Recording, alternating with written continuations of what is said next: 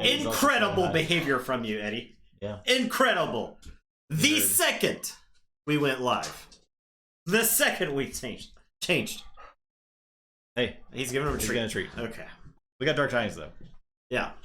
Okay. So, tonight is our tribute to NAFTA because we've got these boxes from Canada. So, there you go. Yes, the packs are arrayed. Eddie has been treated. Let's treat Eddie. So you had it on speed dial. The Eddie treat for when he barks. Violating street date. We live by... Look, Fantasy Flight wants to stop us. Fantasy Flight has done everything in their power to stop us from getting Dark Tidings. I will say that much. Ordered your Canadian display right after you saw them. Those are, yeah, illegal. Well, contraband. How do we get them? We ordered them. We ordered them from Canada, and we got them here. So, oh yes, the USMCA. That yes. So that way it could confuse everyone into thinking that's the Marine Corps. It has something to do with the Marine Corps.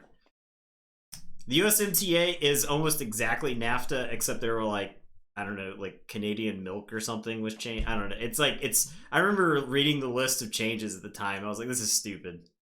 So it's fun to stay in the UMCA. Yep. All right. Anyway, we got the stuff. Yesterday's YouTube video is up. It's up right now. Yeah. So we're gonna play games. We're gonna open packs. We're gonna sleeve the deck, and we're gonna play a game, and then we're gonna do that again. Yeah. We're not looking at really looking at the cards, right? We're just I mean, you can look through cards. So okay, you can show cards off as we're like going through the decks. Sure. We can put the Archon cards up on the card cam while we're sleeving that whole thing. So yeah, I'm ready. Let's get into it. This tie card is from the one deck we played yesterday in the Gauntlet. Yeah. New packaging, by the way. They have like almost a booster pack. It's a like huge booster pack thing. It is easier to open this wrapper part. It does feel cheaper, I will say. Yeah. It does have a pull tab. That's nice. These symbols are confusing the crap out of me. The symbols? Oh, the symbols for the card type? Yeah, I gotta get used to that. Okay, we gotta scan stuff too. Oh, I got an Unfathomable deck already. That's good. Whelmed Belinda. Very whelmed. You could call me whelmed. Yeah. Alright. Okay, good. Trash box. This is Woo of Spaffragam Street. Woo of Spaffragam Street, okay. These packs are still difficult to open. You hate the card type icon? It just feels like they're kind of like tacked on, right? It's like in an awkward place. I almost wish it was at the name, at the end of the name. Card cam's on. All right. It's something we forgot to mention last night. The Tide card comes with the rules reference on the other side. If you haven't heard about that, absolutely amazing in my opinion. Great addition. For instance, I can look at this card and know that my deck deals with wards, exalting, enrage, and stunning. And it gives you a quick rundown of all those rules. So I think that is amazing. So, Woo of Spaffragam Street. Whelmed Belinda is a very funny name. Whelmed. Yeah, yeah. But we're gonna have extra Tide cards. We're just gonna use this Tide card from Defiant Babia for all time. That'll be her one great use. Okay, these cards feel different. Is this what Canadian paper feels like? It must be Canadian paper. Zero sass. There you have it. Zero sass, zero Eric. Actual zero sass. It hasn't been computed by sass yet, but yeah. Yeah.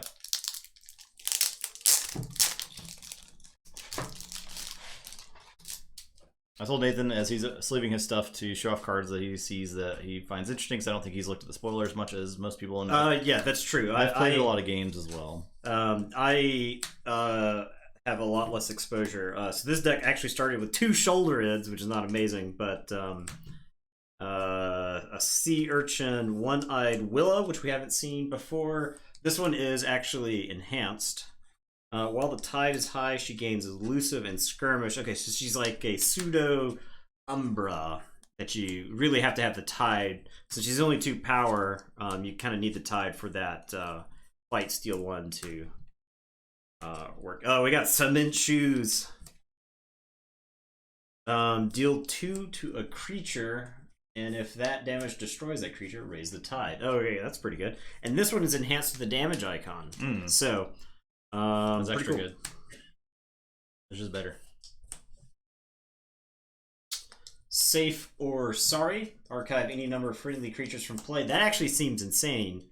That's got to be an insane enabler for some deck out there. And then choose a creature, deal 1 to it for each amber your opponent has. So, SoundCloud rapper Little Niff has made a return. The horizontal deck lists are growing on me because it's like better laid out than one house wrapping over to the next line. This deck has, but yeah, like the cartels are super small, or the title of the deck's kind of small. Magistra Vita. You may exalt a friendly non-Saurian creature if you do reap with it. That's pretty good. Okay. Yeah, that's interesting. It's just a play effect, and it is a play reap effect. So it's very bursty.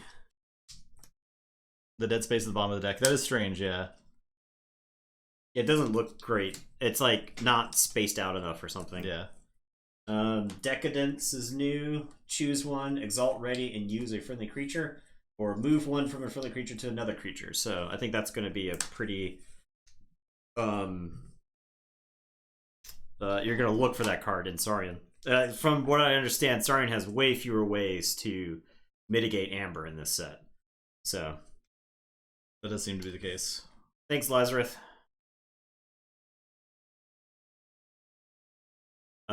Censor Philo cannot be dealt damage by creatures with Amber on them, so it's like a Saurian hate card in Saurian.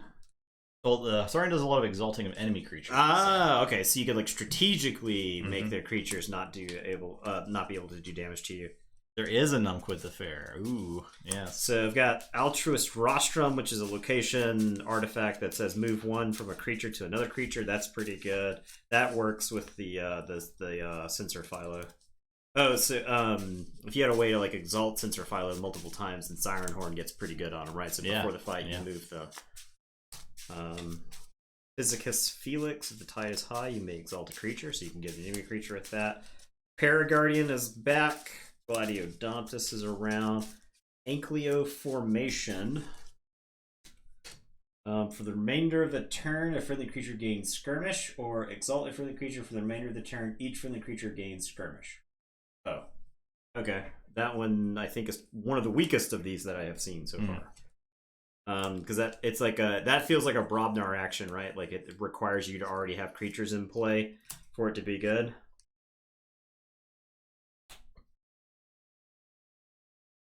This deck has a strange ordination. It has enhanced Calpy, which is Ember Imp 2.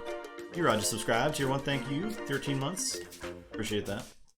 So it says your opponent cannot play more than 1 card of each type during their turn.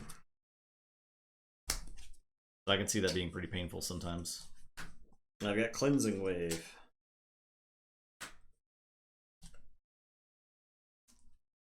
I got the Lucanth in here, yep. It's back. It's looking good in its Saurian form. Or sorry, it's Unfathomable form. It's uncommon in this set? Yeah. Okay. It is worse in the set because the tide can be low, and if you want to use it, it's got to be not low for you. Oh wow! So here's the Sanctum flagship, which I had not seen yet. This actually looks to be one of the better ones. That's pretty good. Exhaust up to 4 friendly Sanctum creatures. For each creature exhausted this way, stun and exalt a creature. Wow! Wowie!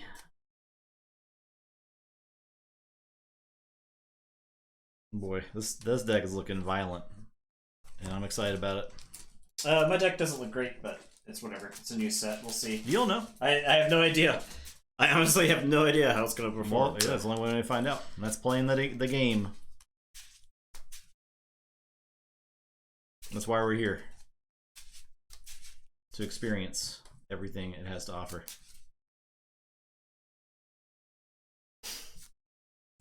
Very thick boards. Better Shard of Hate. You have to exhaust creatures. Shard of Hate lets you just exhaust it, right? Yeah. It's kind of like a setup kind of card. Yeah. Well, this deck does have Grand Melee, so you could set up. You could use that to set up a Grand Melee, right? You tap your Sanctum creatures who happen to be next to each other, tap down their guys, and the ones that aren't, you can Grand Melee away. So. All right, here we go. Our first Dark Tidings on Dark Tidings matchup of all time. It's still boxable. I think at 4-1 Games still has boxes, I believe. Although they still haven't shipped our other one. And I know somebody's has shipped, though, in our Discord mentioned it. Okay. But I'm sure there are retailers that will still ship to America, for sure. 8. It's 3, okay. Alright, so I am first. I didn't actually see a ton of ways to raise the tide in this deck, but then again, it looked like my Saurian and my Sanctum, for the most part, could function without the tide. So I think it'll be interesting to see that in action, like as we get deeper into the set. Okay, I'll keep.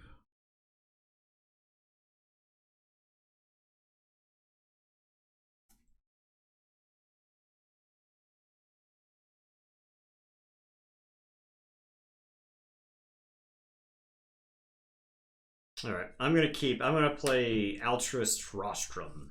So that's the new artifact for Saurian that says you can move one from a creature to another creature. So it's like a slower library of Allosaurus. So All right, I will say Starlands. I'm gonna play Biome Discovery, and it says if the tide is high, you may look at the top 2 cards, otherwise raise the tide. So if the tide is not high, I'm gonna raise the tide for myself. Yep. I get this button one more time. All right, it worked. Okay. And then I'm going to play Together. You may play a non-Star Alliance card. If the tide is high, you may play another non-Star Alliance card. So that is a capture icon. That doesn't resolve. Yeah, that card's insane. I'll play Volcanth, and I'll play Port Hall, which says if the tide is high, archive Portal, otherwise raise the tide. So it gets archived. Oh, wow. And then I will play Professor Emeritus Caring, which is a rare. He's pretty cool. Play Fight Reap, use one of his neighbors. The tide's high, also uses other neighbor. And it's got deploy. Card's insane. Wow. Yeah, unfortunately... You're playing a turn 1. I'm playing a turn 1, but it's like I'm playing 5 cards, so... Yeah. Okay, Star Alliance is bonkers in this set. It does seem bonkers, yeah. Alright, I am going to say Shadows. I'm going to play Miasma Bomb. I am going to play a Shoulder Ed. I'm going to play a Sea Urchin. I will just capture one. I don't think it's worth taking 3 chains here to steal. I'm going to play a Shoulder Ed, and then I am going to deploy Little Nif.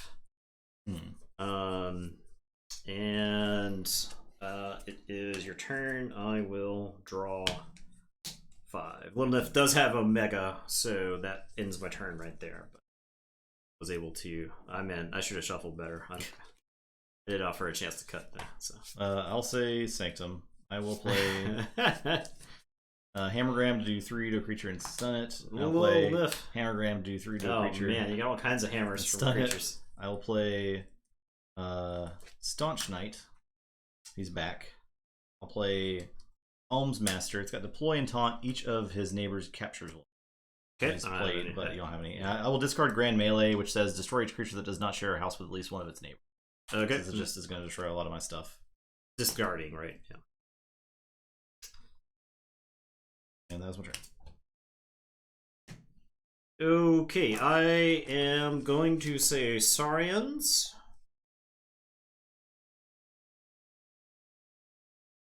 I am going to play Paraguardian.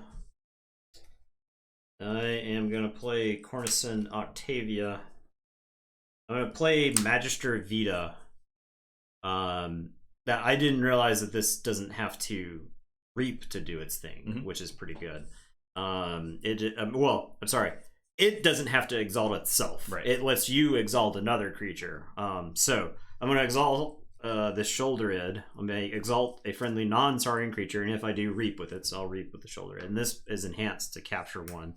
I will capture onto...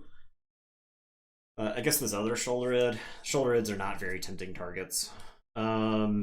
I'm going to use Altruist's Rostrum to move one from a creature to another creature, so I'll move that to the Professor Emeritus. I will play another Magister Vita. I am not going to use the ability on it, because that's, I think, just giving you Amber. I will play Siren Horn on Cornison Octavia. And it is your turn. I will draw... Sure did play a lot of cards there. I did, yeah. Alright, I'll say Unfathomable. I'll pick with Archive. I will play Tidal Wave. If the tide is high, destroy a creature and each of its neighbors. Your opponent raises the tide. So I will destroy the Cornison Octavia and each of its neighbors. You raise the tide, but I'm going to play Portal to take it back. Okay. Those both give Amber. The Portal is an archive, but that's fine. I will... That card's insane. Yeah. High Tide's insane. Good lord. I will Reap with the Valocanth and exhaust a creature and each of its neighbors for the Paraguardian. I'll play Flamegill Enforcer after your opponent raises the tide and rage it, but has action capture 3 on it. And Calpy, which is your opponent cannot play more than one card of each type. Action, artifact, creature upgrade each turn. Yep. It's your turn.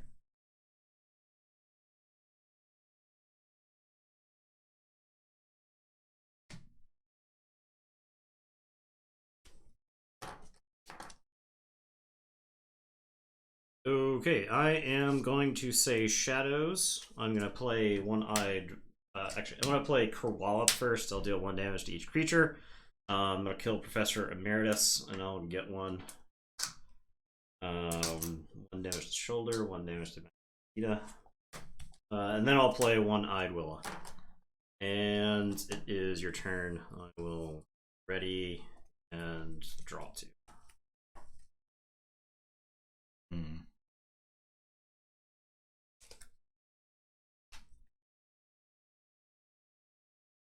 Okay. Well, Active Valocanth is like... Yeah, pretty good. Actually insane. So I think I'll say Unfathomable. I will play Storm Surge, so you skip your ready card step. Okay. I will Reap with the Valocanth. I will Exhaust, we'll do there. Okay. I will Reap with Flamegill Enforcer.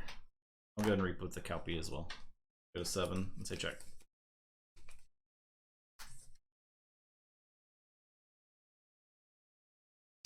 Okay, I am going to say Shadows.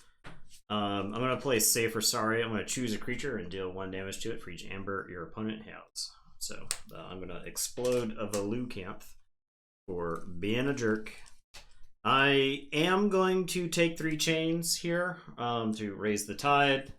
And I'm going to send One-Eyed Willa into Calpy. So I will steal 1. And it is your turn. I will drop a chain. And I don't ready anything. Okay. I'll play...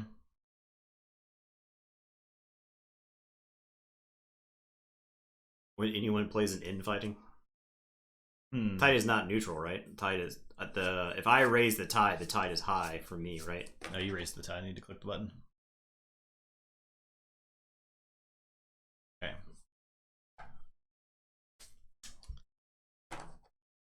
I will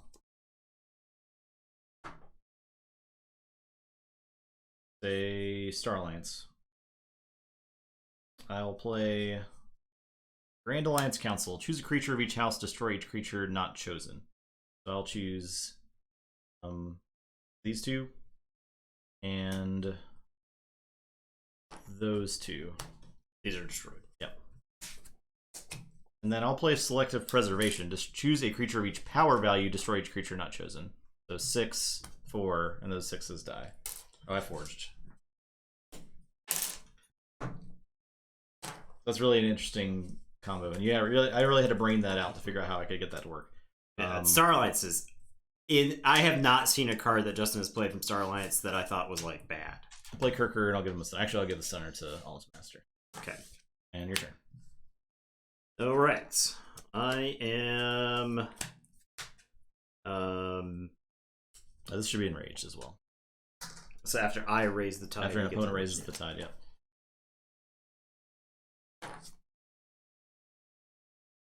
I am going to play Censor Philo. I am going to play Physicus Felix.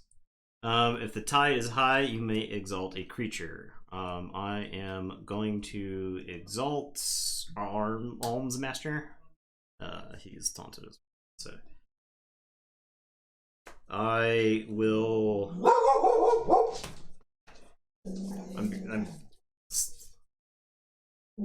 Why are you barking? There's nothing to bark at. He doesn't know what Ryan's talking about, or he doesn't understand that Ryan's behind the door. I'm going to... This is... Eddie. I cannot believe this. This is unprofessional. This is unprofessional, dog. Can we... Or quiet on the set. Quiet on... Just...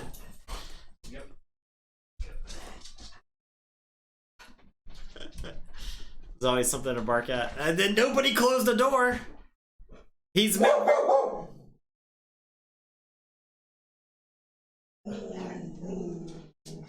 Alright. I am going to play Decadence, Exalt, Ready, and use a friendly creature. So I'm going to Exalt Censor Philo, Ready, and use... I'm going to fight the Alms Master. Okay. I'm going to do 5... That's a lot of treats there. Yeah, a Red Lobster sponsorship, yeah. Eddie, you're a brand risk. Twitch is measuring that now. He doesn't take any damage because Alms Master was had amber on it. So it's the Canadian invasion. Alright, and then I'm going to use Altruist Rostrum to move this to that guy. Okay. The Flamegill Enforcer. Alright. That gets me to check. I will drop a chain and draw 3. And then Eddie's going to get some treats for being a belligerent dog.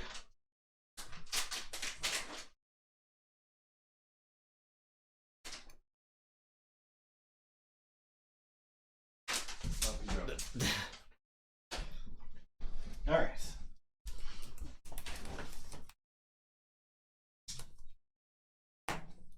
I will play The Kerchief. Yeah, the Kerchief is from the Spa Day.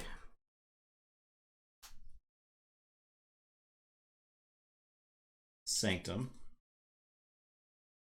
I'll play First or Last, which is choose one. Purge each creature with the highest power, or purge each creature with the lowest power. I'll purge each creature with the lowest power, which is 5. That card is bonkers. It's insane. That's actually insane. That card is actually insane. Yeah. That card is like meta changing, I feel. I'll play Salvador and capture 1. Salvador, and I am done. Okay, I am going to say Sanctum. I'll play the SGS Illuminator. And He got 2 treats, don't worry. I will play Strange Ordination. I'll drop a chain and draw 2. Say check with 8. I'll say Unfathomable. I'll reap with the Flamegill Enforcer. I will play a Flamegill Enforcer. I guess I could have captured 3. No, I can't. I would have to take the tide. No, I can't. Yeah, I could capture 3 because he's not. There's nothing to fight. Yeah, I'll capture 3 instead. Okay. I'll play Horrid Sign-In, which is a 4-power poison guy. And I'll play Recusals Chant, which is exhaust a creature. If the tie is high, exhaust each creature instead. Exhaust one of my exhausted guys. Yep. Doesn't matter. Alright, I'm done.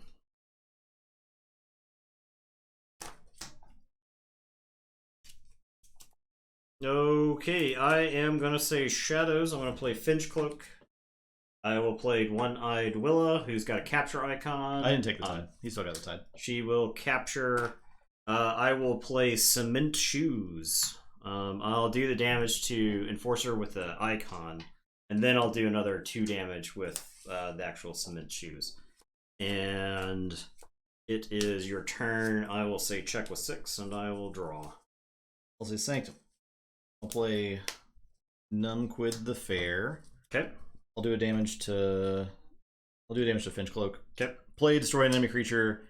If your opponent still controls more creatures than you, repeat this effect. So I'll play to destroy the One-Eyed Willow. Okay. I don't get to repeat the effect. I will.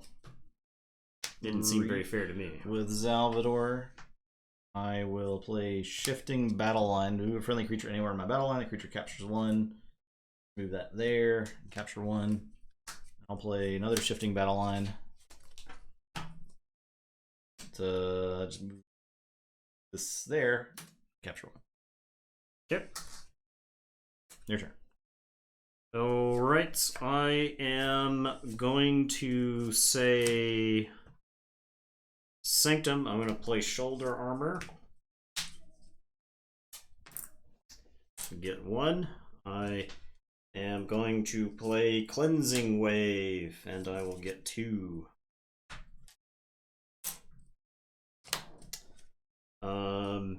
And then I am... Oh, wait, hang on. I can do this better. Can I do this better? No. No, I can't do this better because of the...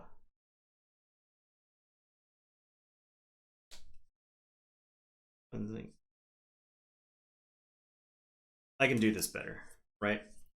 I gained 3, correct? From Cleansing Wave? It was only 2, right? I gained 2 from Cleansing Wave and 1 from Shoulder Armor. Yeah. That's the Amber I gained this turn. Mm-hmm. Okay, so put the damage back on the Enforcer. Cleansing Wave. Yes, this works. Okay, so a Cleansing Wave. No, it doesn't work. Can't do it better. All right, back to where I was. Okay. So, I Shoulder Armor, heal, and then I'm gonna heal or harm. I'm gonna fight with Finch Cloak into, I guess,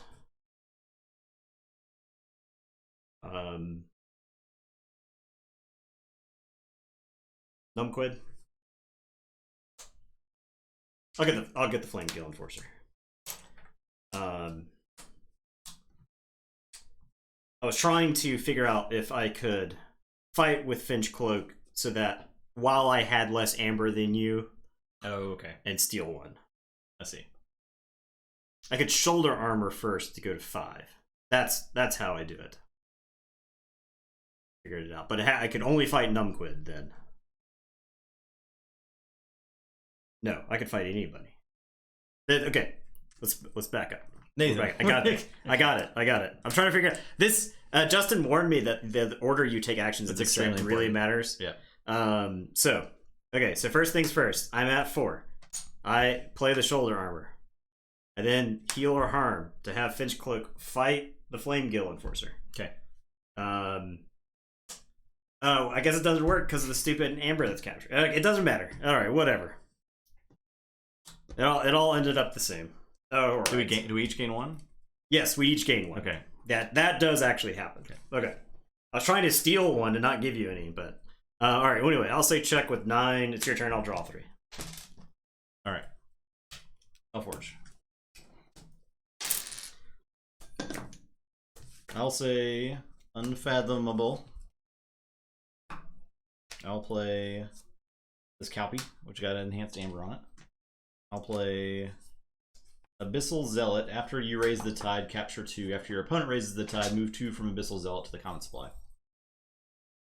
That's pretty interesting. I will play Illusions of Grandeur. Choose a house on your opponent's identity card. If your opponent does not choose that house on their active house next turn, gain 3. Okay, so it's a pseudo control the weak. So I'm gonna say Sanctum. Okay, so if I don't choose Sanctum, I gain 3. You gain 3. Okay. And then Horrid Sinon will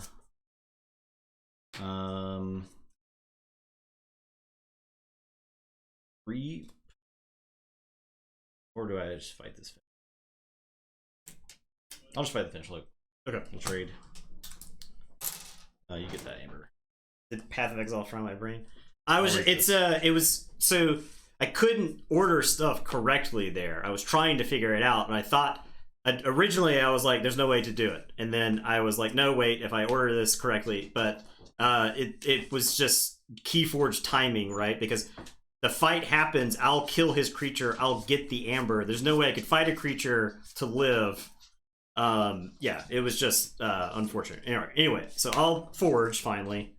And I could have raised the tide to capture the zealot and used enforcer to capture 3 to stop him there, but I didn't think it was worth it.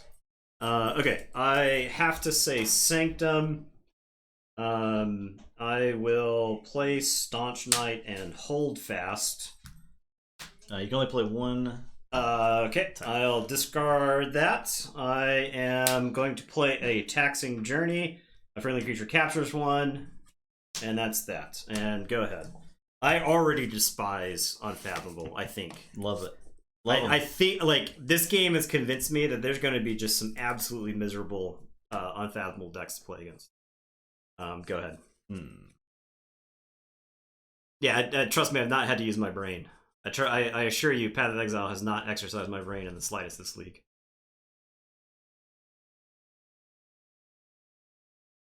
I've automated as much of my miner as I can. I will say Starlance. I'll play Rocketeer Triska and draw a card.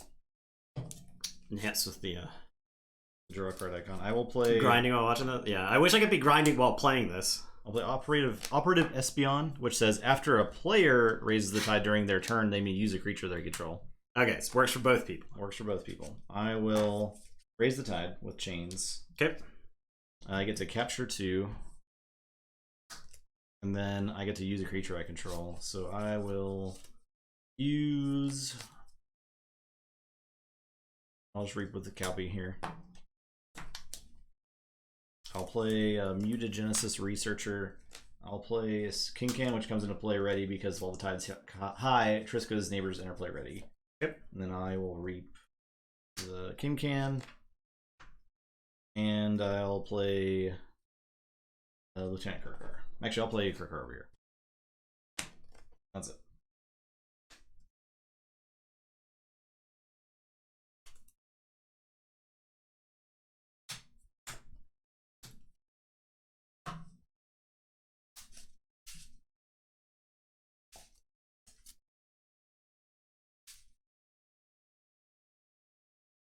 Deck names on the screen for future rounds? I don't want to type them in every time. Yeah, it's a lot to type. I did scan them though. We put the Archon cards up before the game. Yeah. So we will keep doing that at least. And I will mistype stuff and yeah.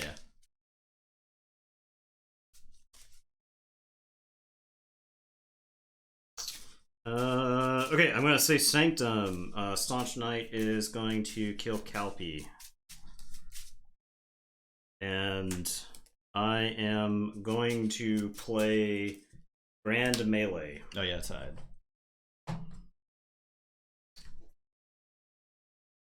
Wait, sorry. I played this first. So then I play Grand Melee. Doesn't have time. Destroy each creature that does not share a house with at least one of its neighbors. So those all explode.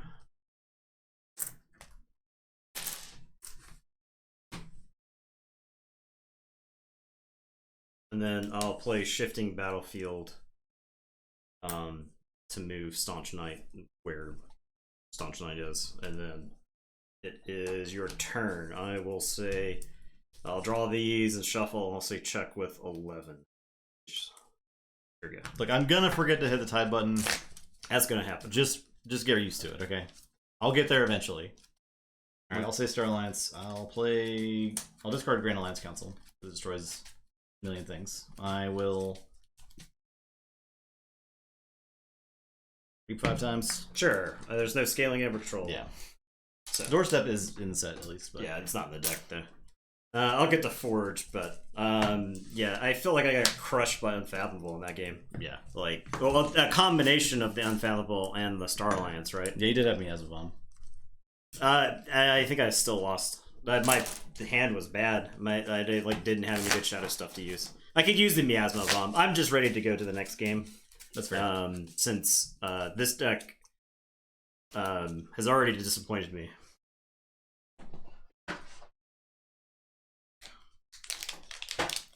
Next game needs more new stuff. It's fine.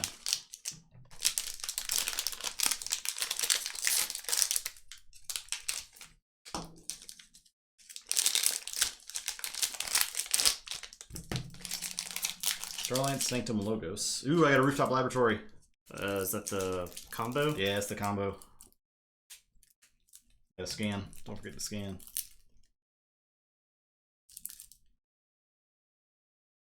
E. Oldenstead, the Cafe Princess. I have Cher Glowquall, the Truthful Cleric. Don't we have I think we have another Oldenstead deck. Oh, this one. This has a strip on it. A peel strip. Yes. Oh.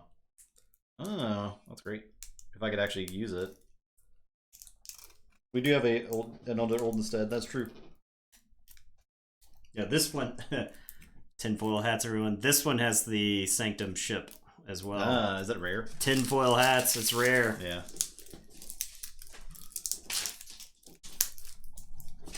The peel strip is. It leaves something to be desired. It's not red. That's the problem. I still can't open this stupid thing.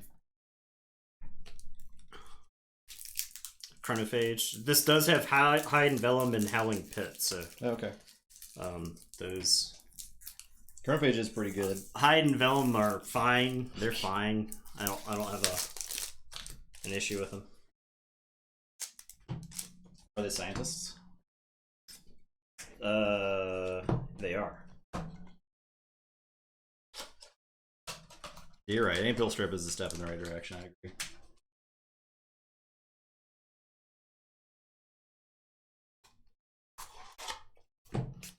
Ships chase. I would say no. The ships, but they're cool things. The ships look pretty bad. They're not as bad. I had one turn I could use the ship last game, and it was better for me. None to quit fight. in this deck too. Wow. Tinfoil hats. Yeah. Epic Quest. That's true. It is back. Rare stacking in a box. The tale as old as time. Yeah. Good thing we're really good diversifying our box this time around. Where our boxes are coming from. Yeah. Yes. Yeah. Just in case. Epic Quest and 3 Sanctum creatures. Wonderful.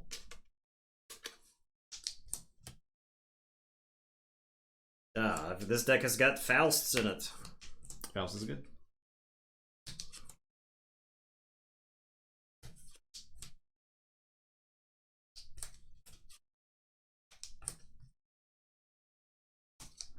Groundbreaking Discovery is very exciting.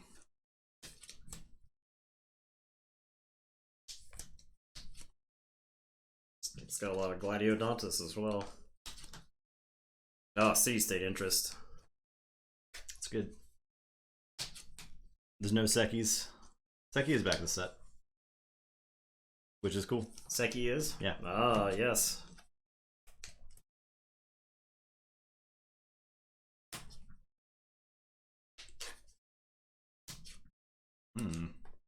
Nova Archaeologist is a scientist.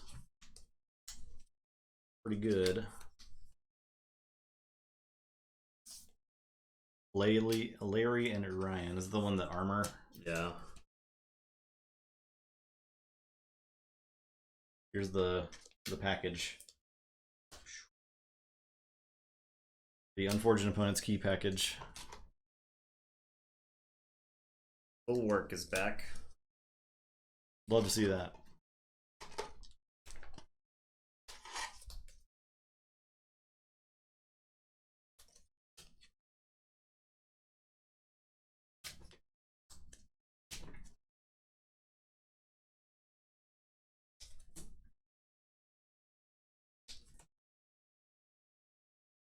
Hey, Phase Shift.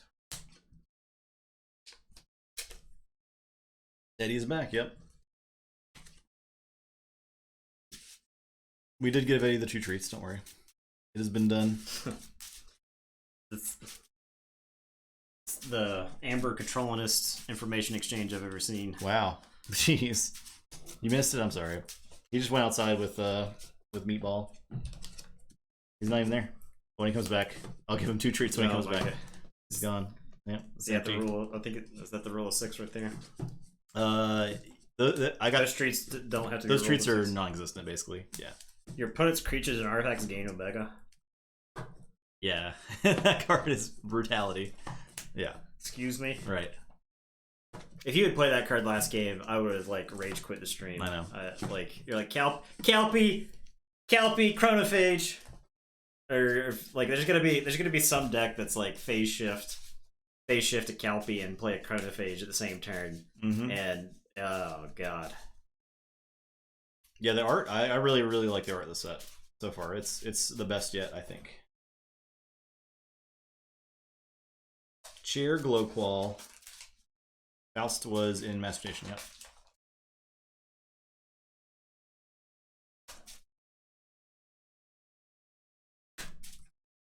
Be old stud.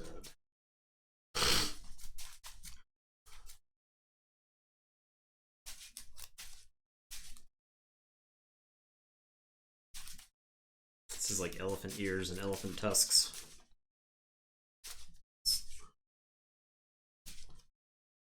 That's pretty cool. Pretty neat. Hard mulligan for Chronophage. Man, early that is a brutal play, right? If they don't have an immediate answer. Yeah, like turn 1 Chronophage. Yeah, god. It's pretty good.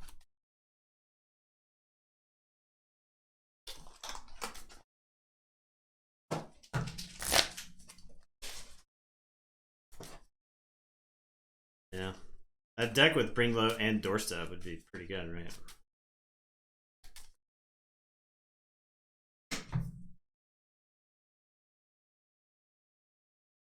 Triple Calpy? Oof. I think Calpy will be really good against some decks, but other decks probably just won't care. Unlike Ember Imp, when you're like forced to care about Ember Imp. Okay.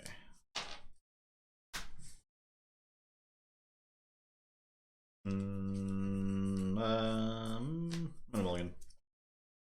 Chronophage. Great. Okay. I don't think I had an answer for it, so it's good.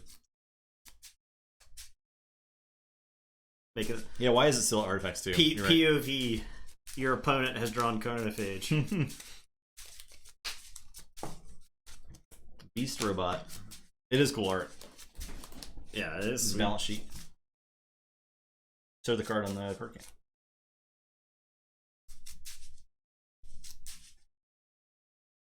Shame there's no foils this game, because that would look sweet foiled. It would look very cool. Rare, yeah. At least it's rare. Which means this box has 3 more of them. I know.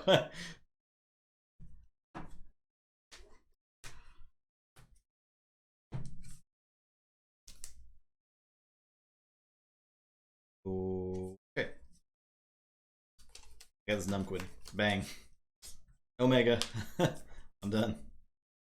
Alright, I am going to say Logos. I'll play Brain Eater. I will phase shift in a Lapasaurus.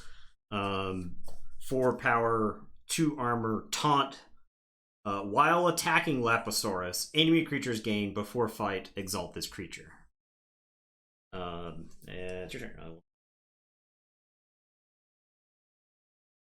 Play Star Alliance. Play Colonist Chapman. Each of his non-Star Alliance neighbors gains Reap, gain 1. And he's got Taunt. And I'll play Lieutenant Kirker. Then I will play Unity Eater Discord to use a friendly non-Star Alliance creature to Reap with Numquid. You gain 2. This can also return up to 2 friendly creatures and each upgrade attach them to their.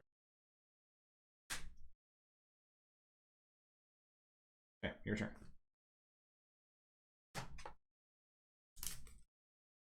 Okay, I am going to say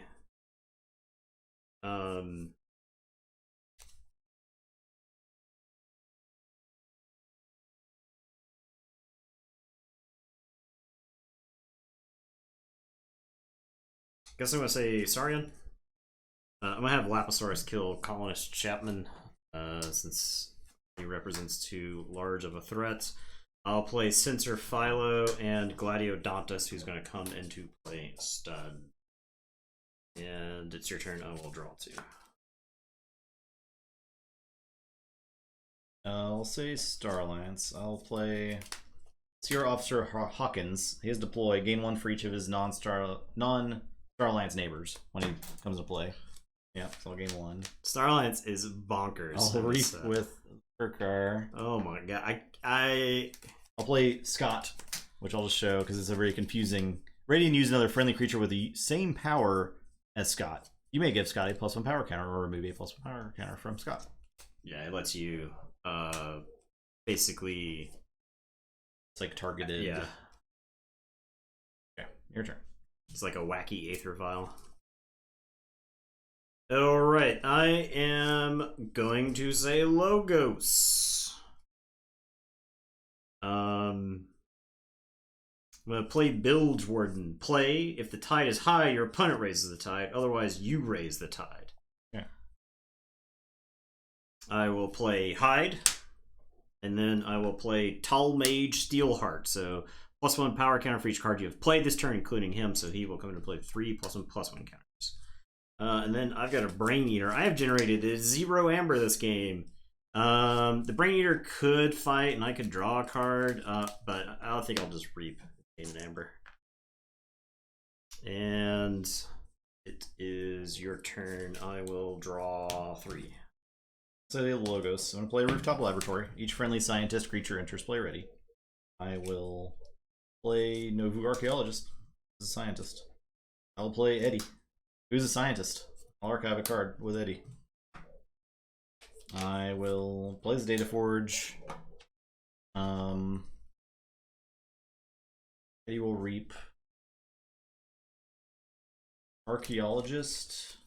I don't necessarily think I want to archive anything. I'll fight the Bilge Warden. Then I will play Bouncing Deathquark. I'll get Hawkins and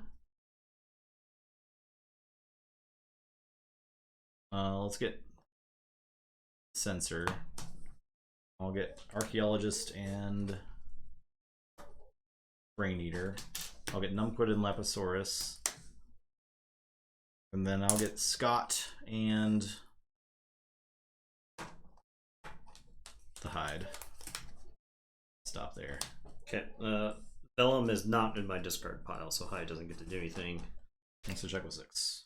Okay, I am going to say Sanctum. I'm going to play the Illuminator. Maybe I'll get to use it this game. I will play Bulwark. I will play Staunch Knight. I am going to play Taxing Journey. A friendly creature will capture one, so I'll capture with Staunch Knight. And then each of its neighbors that shares a house with it also captures one, so Bulwark will capture one. And then I am going to play Strange Ordination and gain 3. And it is your turn. I will draw 5. I'll say Starlance. Play Officer's Blaster on Kirker. +2 power, and it gets destroyed. Attach this to the creature's neighbor, right neighbor. I will put Force Field on Eddie. And Reap Ward this creature. Eddie's back. Eddie has re-entered the ring. I will use the Kirkar to fight the Bulwark. Take 4. And that's my turn. I'll give. Oh, he's gone again. I still owe him 2 treats though. He's long gone. Alright, I am going to say Sanctum. Sorry, not Sanctum, Saurian. I'm going to play Venator Altum. He's a 7 power, 2 armor. He's got the Scullion stat line. After Venator Altum is dealt damage, if the tide is low, exalt him. So, he does have a drawback, but man, I don't think that's much of one, honestly. I'm going to play another Gladiodontus. I am going to play City State Interest. Okay. So there, and there. And then this Gladiodontus is going to unstun. And it is your turn. I will draw 3. You want treats, Eddie? You get 2 treats. 2 treats. This dog is too jacked. Pretty jacked. He's too pumped.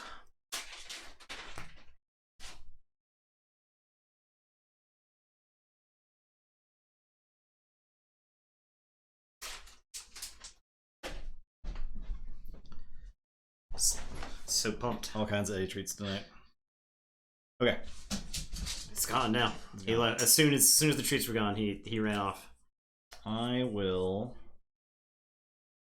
play Sanctum. Pick up the archive. I will reset the tide with Trial by Water. It says reset the tide until the start of your next turn. Players cannot raise the tide. Okay. So that neutralizes the tide. Tide is back to neutral. I'll play Epic Quest. It's got a draw icon on it. I have no creatures to use it with. I will play Heal or Harm to ready and fight with a friendly creature. I will. This after he is dealt damage, if the tide is low, exalt him. Okay. There's nothing here. I'm gonna fight Eddie into that Gladiodontus. Okay. I'm going to play Cleansing Wave. Gain 2. And then I'll play Grand Melee. Destroy each creature that does not share a house with at least one of its neighbors. To kill that stuff. And that is my turn. So check with 9. Okay. I am going to say Saurian. I'm going to play Censor Philo. I am going to play Faust the Great. I will exalt Censor Philo. I'm going to unstun Gladiodontus. And then I will reap with Venator. I will say check with 6, and you will pay all 9 for your key. We'll draw 2. Alright. Well. Do those work? I will play... I think Grand Melee is probably one of the best cards in this set. It's pretty good. I think. In set versus itself play, right?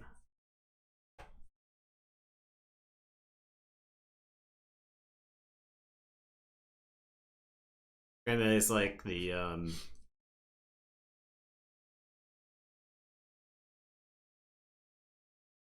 yeah. It's like the Untamed board wipe from Mass Mutations. Where it's like, if the deck has 3 of them, that's when it feels like it's too many, but a lot of times you're just like,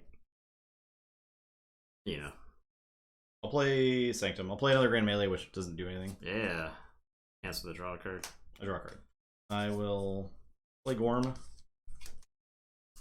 Play Hammergram to stun something, do 3 to it.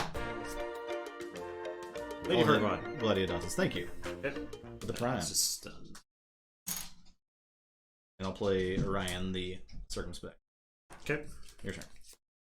I'll forge. Well, you know the rule.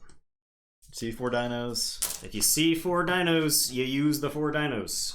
I am going to say Saurian. I'm going to play Consul Primus. Faust is going to reap. Censor Philo is going to reap. Gladiodontus is going to unstun. And then Venator is going to kill Orion because I think he represents far too large of a threat. The tide is neutral, so I don't have to worry about exalting. So it's your turn. I will draw. Go ahead.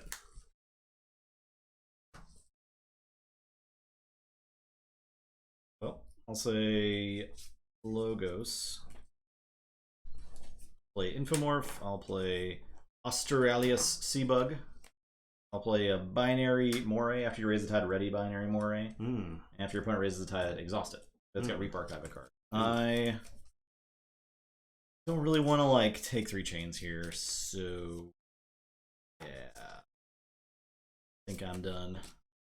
Okay. Binary Moray's got a lot of potential. He's pretty good.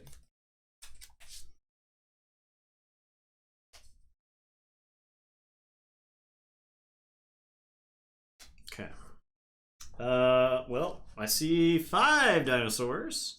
I'm gonna reap with Consul Primus move one from a creature to another creature. So I'll move one from Venator to the Binary Moray. The Gladiodontus will fight the Binary Moray, smash it to pieces. Him in return also get kind of smashed and ready, and then enrages because this was the first time it was used this turn. Censor Philo is going to reap. Faust is going to reap. Gladiodontus will fight the Seaborg. Okay, it's at 14. Rage goes away, and then Venator will reap. And it is your turn. So you check with 7, and I don't draw anything because I just use my. So.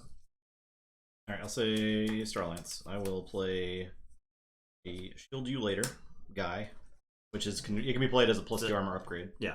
I will play. That's pretty good with Urian, huh? Yeah. Because you could play. You could even play it. Choose a creature of each house and destroy the rest. So I'm gonna play Selective Preservation. Choose a creature of each power value and destroy each creature not chosen. So 3, 4. Those die, and then those are fine. Okay. And then I will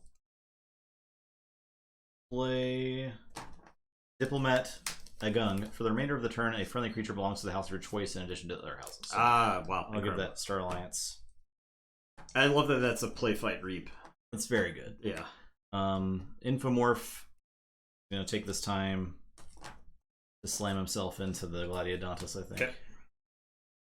Finish that off. I have Unity or Discord. I have no more unfriendly non-Star Alliance creatures to reap with, so I can just return Shield You Later to my hand and put it onto the Diplomat, I guess, to try to protect him a little bit, and that's it.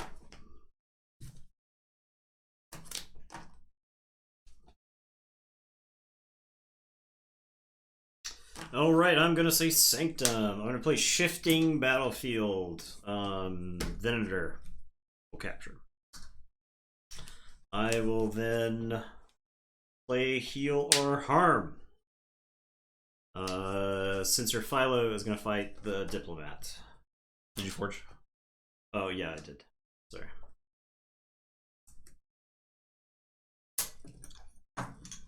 Okay.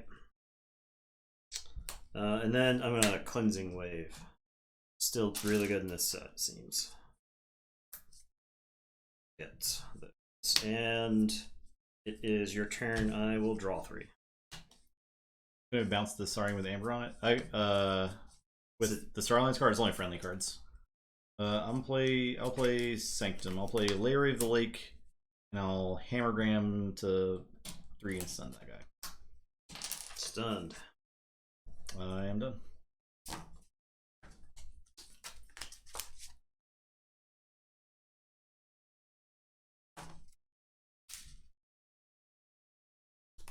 I am going to say Saurians.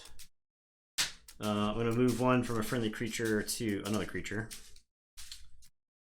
I am going to unstun Censor Philo. So it's better for me to just go for the win there. I could reap and then reap. I think it's better for me to go for the win here. So I'll unstun, I'll reap, and then I'll ready and exalt a friendly creature and use it. So I'll reap again. Okay. So, okay. The other side of that. Yeah. Okay. Yeah. Instead of moving one from mine, since I'm not killing. So I think that's just better. Going for the win. So I'll say check with 6. It's your turn. I'll draw 1. Okay. I'll say Logos. I'll play Dr. Baractor. Okay. I'm going to give him a Reckless Experimentation. Yep. You're doing the thing. I'm going to... so the problem is if I reap with it and play the top card of the deck... It's not the thing. If it destroys it, then that's bad. So I think well, I guess this doesn't matter where I put this, but I don't want to put it on Varictor. So I will reap with Varictor, and then play Groundbreaking Discovery. So you control Dr. Verichter, Rooftop Laboratory, and Reckless Experimentation. Destroy each card and play Unfortunate Opponent's Key and purge Groundbreaking Discovery.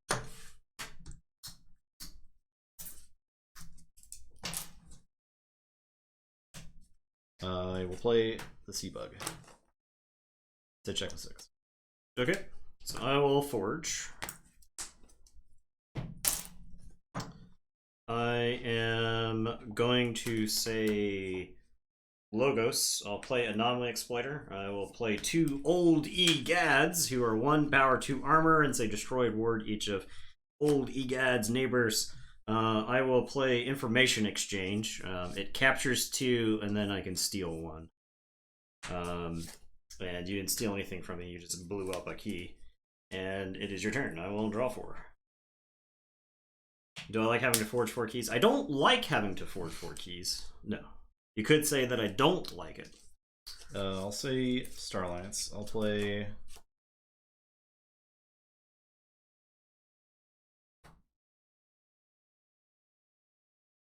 I'll take the Tide. Chains. Okay. I will think real hard for a second. Think real hard. Now, this is all positioning puzzle. How do I get the most amber out of this turn? So if I play Rocketeer, and I play Hawkins, and I gain 1.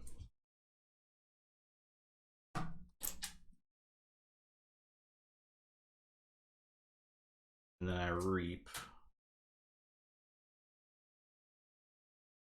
And then Unity and Discord to bounce my stuff. And I play the Rocketeer. No, I can't quite. Wait. I could play Chapman over there. And then Unity and Discord to bounce this stuff. Then play Rocketeer, Hawkins, gain 1. You want to deploy Hawkins? No, it's non-Starlines neighbors. Gain reap. Oh, gotcha. Yeah. Then reap. And reap. Or I could fight one of the cyborgs. I'll just reap. Okay. Yeah, Starlines is insane this set, by the way. Yeah. I don't know if I've said that this stream 5 times already or not, but... Alright, I am going to say Sanctum. The Rocketeer Triska lets their neighbors interplay ready while the tide is high. I'm going to play Bulwark. I'm going to play Seneschal Sargassa. And then I am going to bring low. And capture and distribute. So I will capture like so. And it is your turn. I will draw and then shuffle and draw.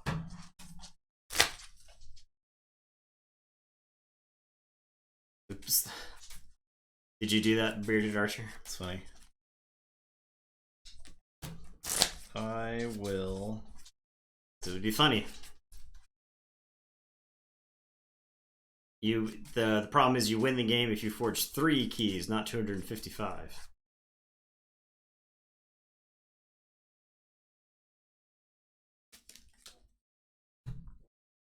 I'll say Logos.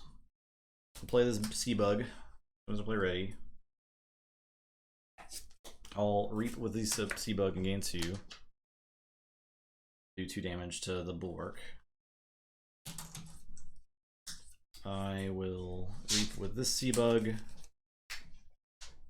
and do 3 damage to the Bulwark. I'll play Bouncing Death Quirk. I'll blow this in the Seneschal up. I'll blow up Hawkins and the Bulwark.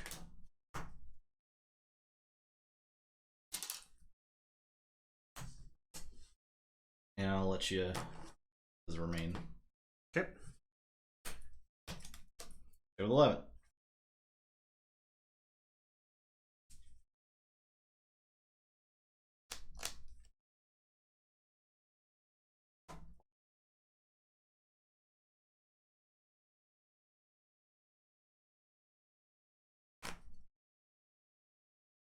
I am going to say Saurian. I'm going to play Faust. I am not going to Exalt. I am going to Decadence to ready and exhaust Faust. Ready, Exalt, and then use Faust, and then I'll read. And it is your turn. You can forge for 9 again. Wonderful. And I will draw 2. Go ahead. Alright, we'll say Logos. Play Novu Archaeologist. Play Infomorph. I'm gonna archive the BDQ, I think. Okay. Seems fine. That's it. Alright. Is it not Seabug? Seaborg. Seaborg? I see. That makes sense. I am going to say Logos. I'm going to play Howling Pit. I am going to play Hide. I'm going to play Vellum. I am going to play Bilge Warden. So play if the tide is high. Your opponent raises, otherwise you raise the tide. I am going to just reap twice. I think I do. I'll just reap twice.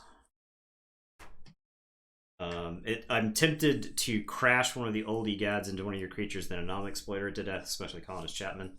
I'll say check with 6. It's your turn. I will draw 4. Because it lets me ward because you got the BDQ, and I draw 1 more because of the Howling Pit. I got no control. So. Okay. Whew. That's it. Yeah. Turns out making your opponent forge for 9 for every key. Yeah. That would really good Amber control in that deck. Yeah. I didn't have much in this deck except for the destroy the, key it's thing. the Saurian Sanctum combo working again, right? You get some capture from the Sanctum in addition to the capture from the Saurian. Because I was generating Amber. Yeah. I certainly was generating. It was like spiky, right? So yeah. I could kind of plan for it in a way, right?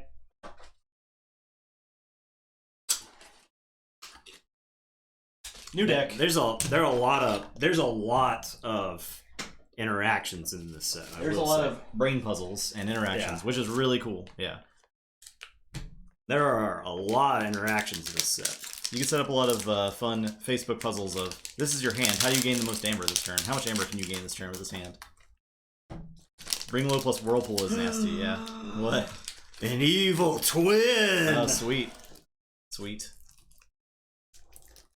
And a legacy. Oh, no Keyforge opening is complete. Don't forget to scan. Without this card.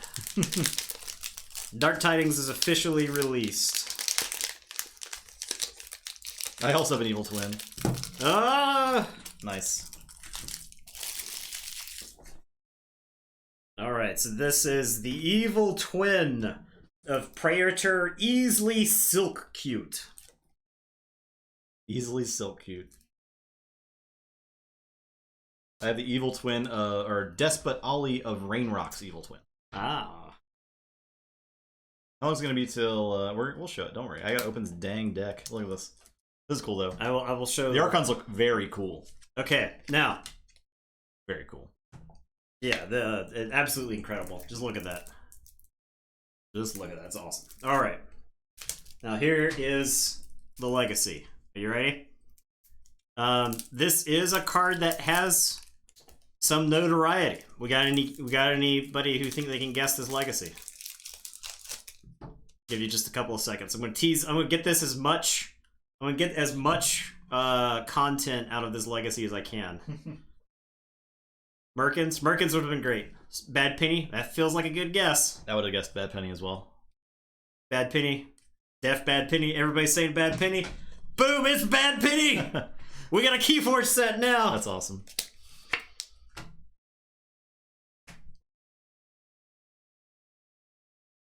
Very cool. Two evil twins mash up for the first time. Oh, they spoiled it for themselves. Same Archon art for it's same Archon art, just shifted Link was with colors. posted already. Yeah. Can't believe this.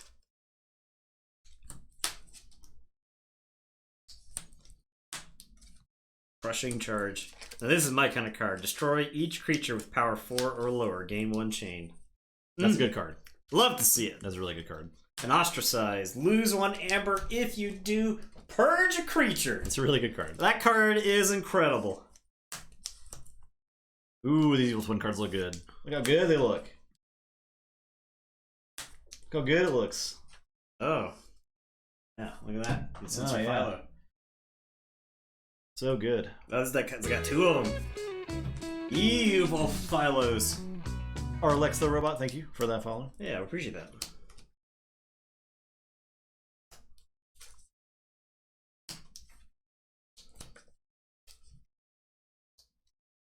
Good yeah. lord. Good old Francis the Economist is back. Maelstrom. This card right here. That's a good card. This is the card that people are going to lose to in Dark Tidings Sealed. That is true, I would say. Also, it's going to be tilting when you stack the top of your deck with a bunch of creatures. Yeah. It takes you 100 years. It does go in a random order. I didn't think it was random when I heard about the card. So this deck does have 2 brain drains. You're brain drained then Maelstrom. Brain drained then Maelstrom. Just kiss a card goodbye forever. It's just buried forever.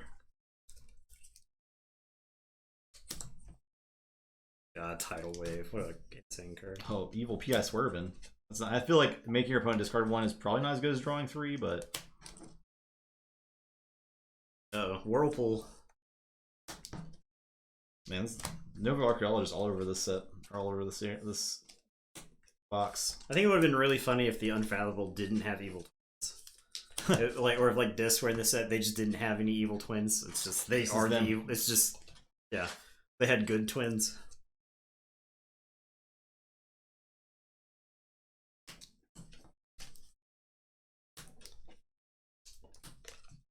Do you have Evil Archon's Twin Callback? P.I. Swevin? This is one of my favorite cards in the set. It says draw 5 cards on it.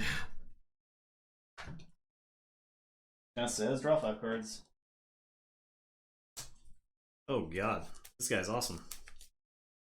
Evil Hobnobber. Omni, if your opponent is exactly 1, steal it. Wow, that's cool. His regular version's good too. It says if your opponent has 6 or more, steal 2 is an action though. Bubbles is definitely OP. This is gonna be an interesting. Is a Whirlpool? You got a Whirlpool? Yeah, I got a Whirlpool. Oh my god! I got a Whirlpool with a capture icon. This is gonna so be it's like you play it, they capture it, you give it to them. A Ransack. Oh boy! So glad they printed this card again. Yep. These Archons look so good. The old logo shows this. I mean, Unfathomable.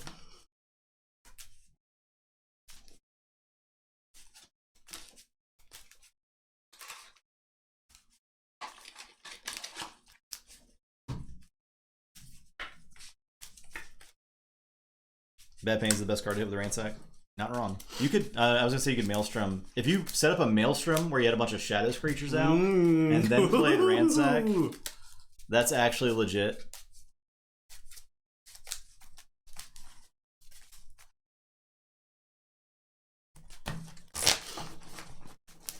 You'd have to like not draw cards that turn though. Is the problem, right? Yeah. You can Whirlpool's Bad Pain to me, it's true. It still goes back to his hand though, so that's fine. it was Rad Penny, that would be If it was sick. Rad Penny, it'd be awesome. Yeah. The evil twin with a legacy, Bad Penny. Be right back, don't start the game yet. Well, you got till we finish shuffling to assess factory degree. How long that might be? I don't know. Be 20 minutes. 10. 2.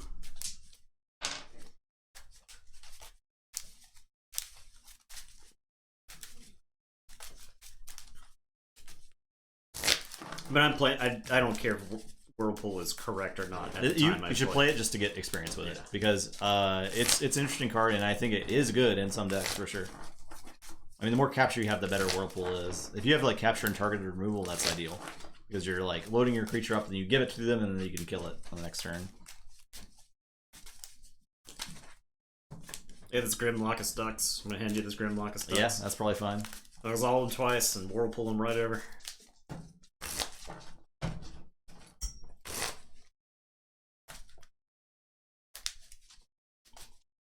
Not satisfactory. Alright, we'll give it another shuffle.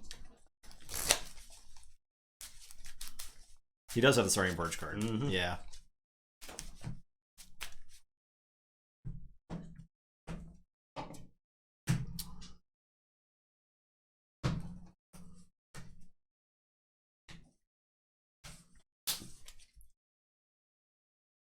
Whirlpool over the Bad Penny, purge it. 2000 IQ.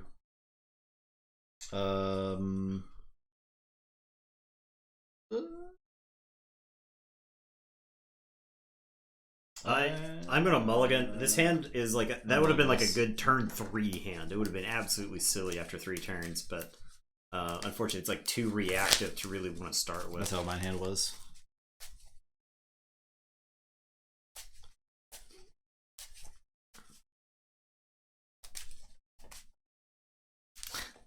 Down with the mods. They're mad with power.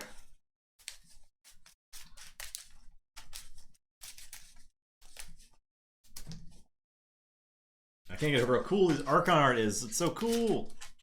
Look how cool. Looks like a Darksaber on every evil twin. Oh wait, you have like a green tint on yours. Yeah. Oh, I wonder if this Archon art is gray and that one's green, which doesn't really come through on the card cam probably. It's chromed out, but if you can see it on this cam, it's got like a green outline on it. A vaguely green outline. So that's pretty cool.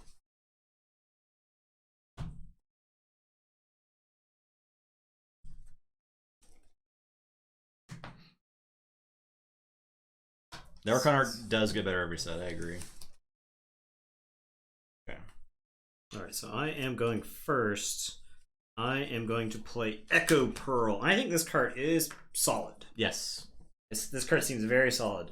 Omni, it's an artifact. Omni, destroy Echo Pearl, exhaust, stun, and enrage a creature. It's just like blank a creature for a couple of turns while you find some other solution. There was a bug on TCO. I played Echo Pearl, and then for the rest of the game, all our creatures came into play and raged forever. So we had to stop playing that game. That's a good bug. Yeah, I'll say Unfathomable. I'll play Horrid Sign-In, the Poison Taunt 2 power guy. And I'll play Photic Raider, captures 2 when he comes into play. While the tide is high, it gets +4 power. I'll play Sink or Swim to make you discard a random card. Its other side is exhaust a creature and each of its neighbors.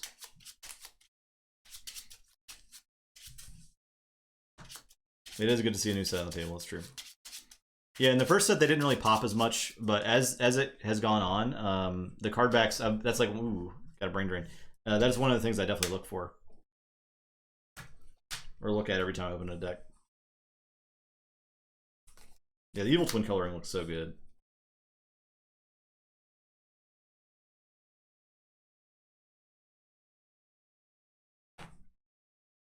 Alright, I am going to say Shadows. I am going to stir up some trouble. Choose a creature and one of its neighbors. Each chosen creature deals damage equal to its power to the other. That's a good card. Yeah. That's another card where you have to think about where you're putting your stuff yeah. down against your opponent. So I'm gonna play Scooped. There's no creatures in play, but it would do damage and kill if there were. And then I'm gonna play Whisper, and I'm just gonna go ahead and discard those Ransack. And actually, I'm tempted to. So I just took a Shadows turn, so I'm gonna play the Ransack. Yeah. Steal one. There's nothing to steal. I'll discard the top card. It's not a Shadows card, so I'm done. The reason I think that because if my next card is a Shadows card, I don't want to draw it. Since I just played a bunch of Shadow stuff, so I will draw 5. Alright, I'll say Shadows. I'll play Kerwallop to do 1 to each creature, and then I will play Cement Shoes to do 2 if the damage destroys a creature, raise the tide. So I'll raise the tide.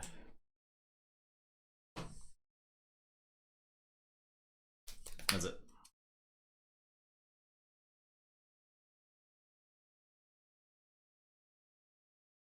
Alright, I am going to say sorry. So I'm going to discard Crushing Charge. There's nothing to crush right now.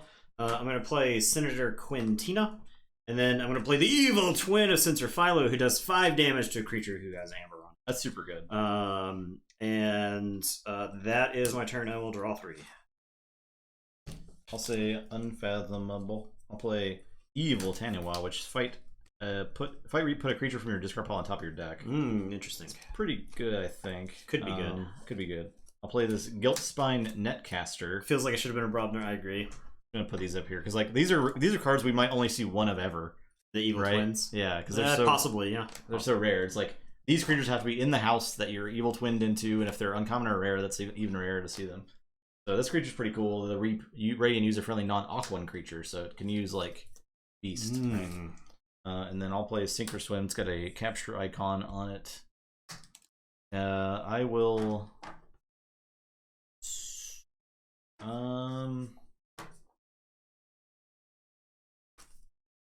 I'll discard a card from your hand.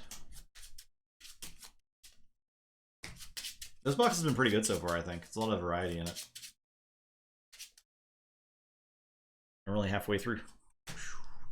Humble. Okay. That's it. Alright, I am going to say Saurians.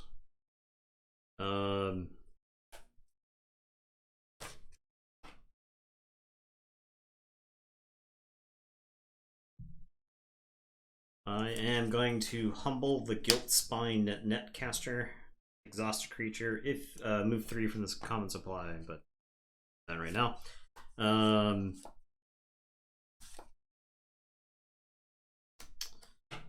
I will.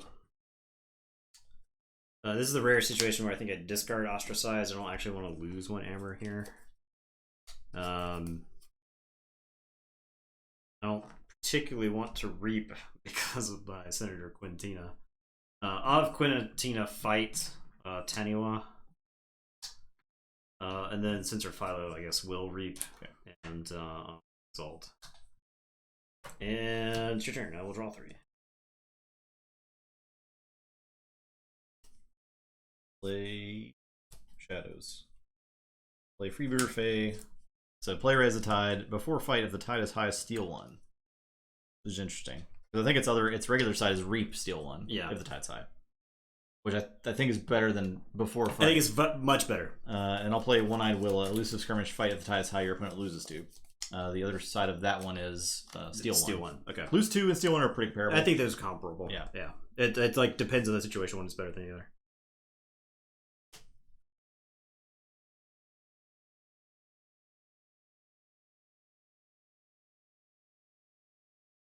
Evil twins can't always be good. That is true.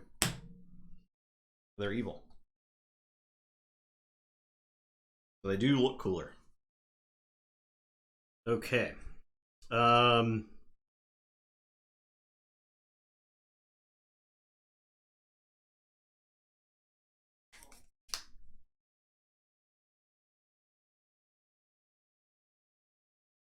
am going to brain drain you to look at your hand.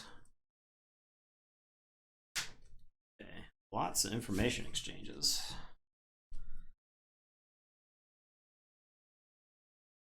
Evil twin has guaranteed elusive and skirmish. Oh, the other one only has elusive and skirmish when the tide's high, right? Okay, that's good. Okay. this action heavy hand. I think I'm going to put the Illusions of Grandeur on top of your deck. That's the one that's probably the most annoying. I think that prices you into Sanctum on the following turn. In Logos? Sorry, Logos. This is one of those cards you at a Vault Tour like finals, you play Brain Drain and the game pauses for 10 minutes while like the player is like absorbing all of the information that happens. I call a judge. Yeah. That certain creatures have twins all the time. So if the creatures that can be twinned are in the deck that gets an evil twin, they will always be twinned. I think there have been evil twins and good twins found in other languages. Pictured together next to each other in real life.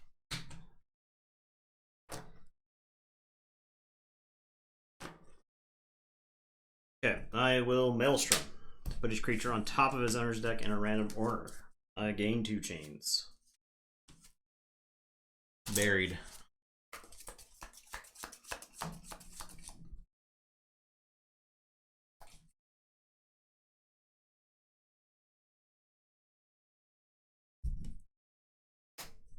I am going to play General Sherman. Deals no damage while fighting. Play purge each other creature. Didn't really want to. It didn't work with what I wanted to do. And if General Sherman leaves play, return each creature purged this way. So, and then I will play Whirlpool. Yeah, okay. Give me the General Sherman. So the capture with the icon on the Whirlpool. Then each player's turn, that player gets control of the creature on their right flank. So in this case, it'll be this side to their opponent and moves it to that player's left flank. So yeah, it does ready first. Yeah. Okay. At the end of the turn. Yeah. Yep. So and I'll say check with 6. I will drop a chain. I will draw 3. Okay. I'll say Logos. Play 2 information exchanges. Still 2. Play PI Swervin. I'll do a damage. It's on my right. I'll do a damage to Sherman. There you go. Yeah, I'm back. Sherman's back. Welcome back, Sherman.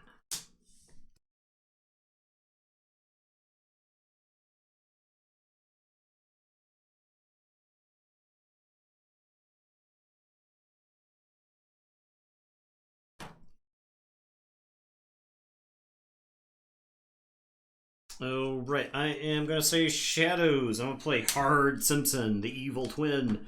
Reap, if the tide is high, a damaged creature captures 1 from its own side. And then I'm going to play Hobnobber, the evil twin. Omni, if your opponent has exactly 1 amber, steal it. I am going to Scooped to kill P.I. Swevin. Since doing anything else is just like giving. Alright, General Sherman's back to you. I guess technically I drop my chain and draw up first before I hand General Sherman over, but alright. I'll say Unfathomable. I'll play Portal. The tide is high, so I'll archive it. I will play Illusions of Grandeur. So if you don't choose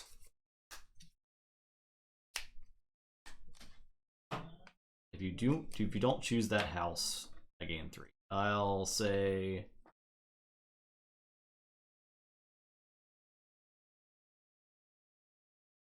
this is actually difficult. You don't choose Unfathomable. Yes, you're choosing Unfathomable. Yeah. Okay.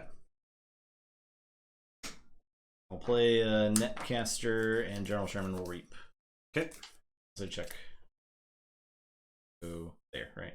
Yeah. It goes here. To your left flank.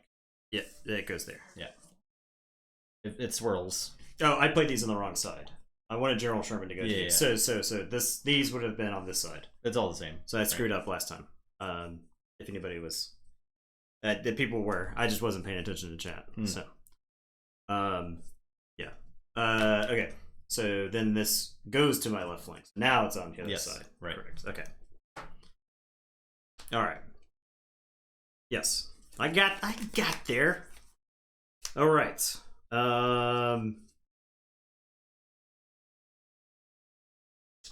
To do this in a funny order. Whatever. I'm saying sorry and take your 3. See if I care. Yeah. See if I care. Um,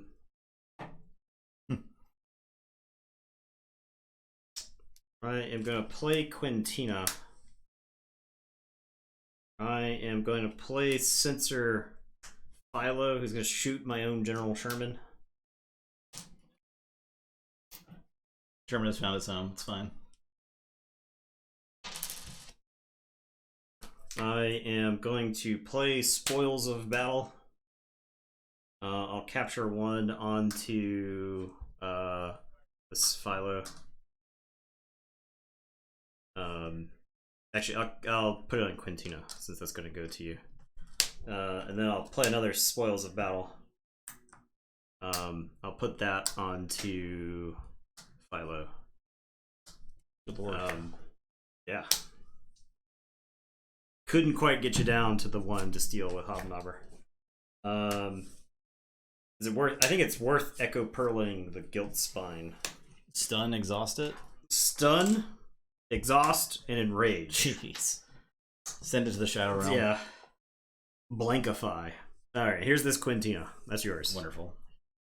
And I will draw 5. Say check with 7. Alright, I'll say Shadows. I will exalt each damaged enemy creature, Sherman. Okay. I will play Faye, raises the tide. I'll play Jackie Tar. I'll play One-Eyed Willa.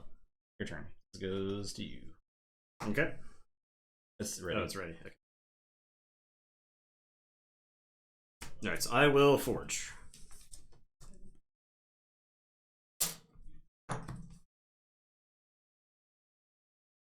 Exalt. Oh, it exalts it too? Exhaust, stun, and enrage. Okay.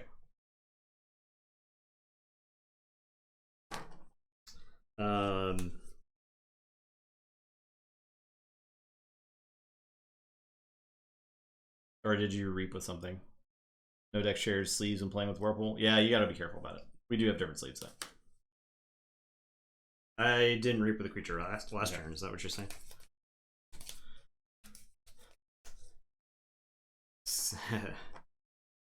Okay.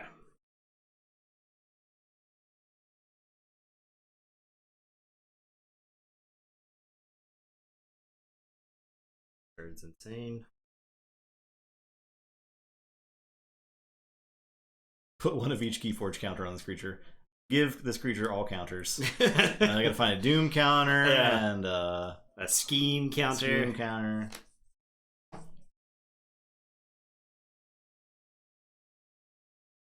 Okay.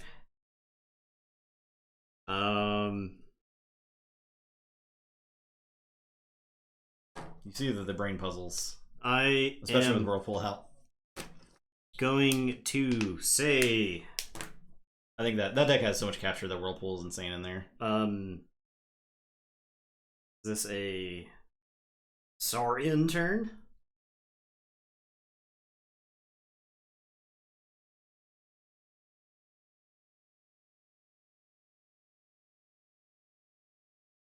Could also be unfathomable. I don't think I would have Echo Pearl had I realized I was getting this, but then again, I guess I was always like it's like my choice what you get, right? Because that was always going to be there if I, you know.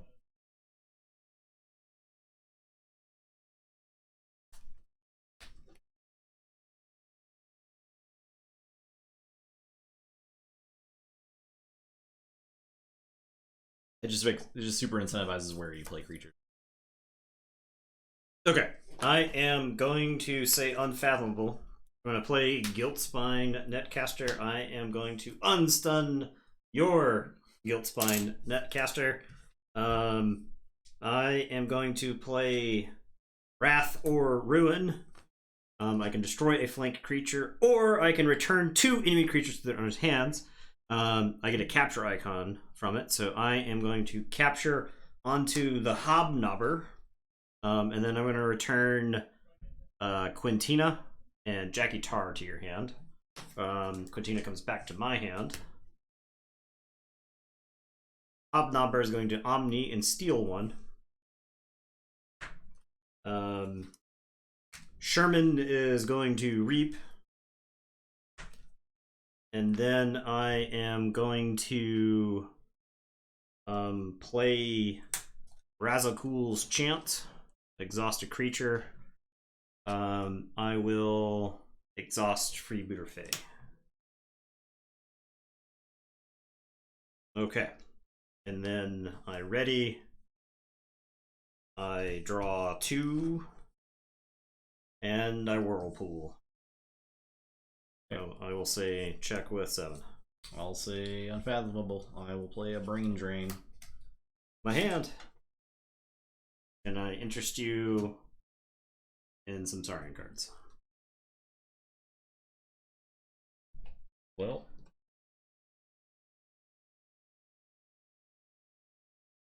I guess I'll get this guy. Since he kills. Yeah, I've been setting him. Like whatever you want. I had both of them in my hand. I've actually been holding him because I knew that Whirlpool would eventually move my stuff around. I'll play Storm Surge so your cards aren't ready. Okay. And I'll put Under Pressure on the Netcaster. Okay. It cannot ready. Okay. Which is a really good card, I think. That's it. So this goes to you. Alright, I am forging. Yeah, he's got so many capture things. I can't do anything. And he just gives me the creature. And it's yours now. Yeah, no, that is a good Whirlpool deck. Yeah. For sure. It's dead now. Yeah.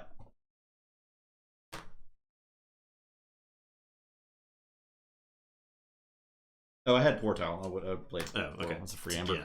It goes back to your card. Yeah. Ready and using. This dude's John Smith. Yeah. Whirlpool versus a Kixie Stone Fight Night. That would be pretty funny.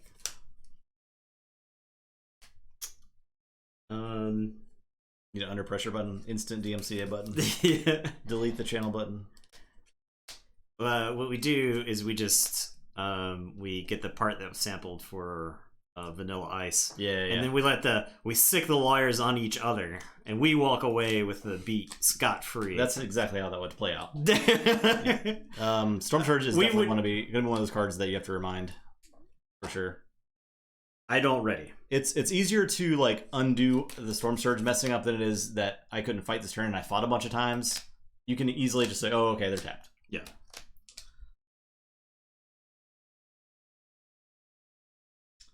All right. So if I say Unfathomable, I get to reap with Sherman. I just get to.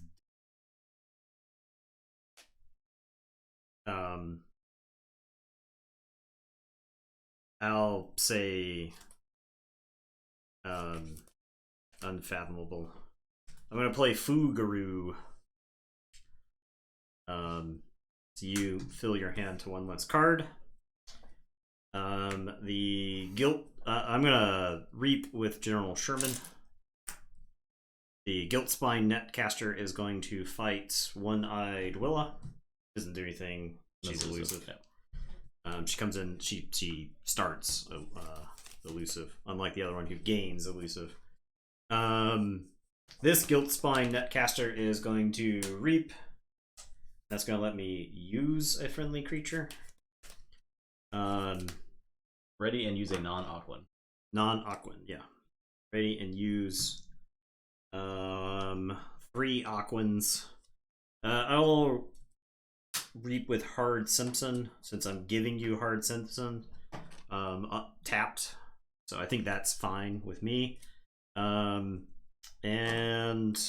yeah, that's that. I draw the 2 and I Whirlpool. That is not ready. Okay. I will say Unfathomable. Pick up the archive. Play Portal. Gain 1. I will play Maelstrom, which is a capture icon now. Kind of sucks. But we're stacking the decks, so you get this. You get this. I take these guys back.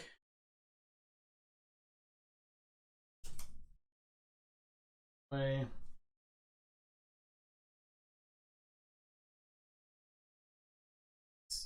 Did she give me the... No, you killed him. So when was that? Is that more creatures? Oh yeah, okay.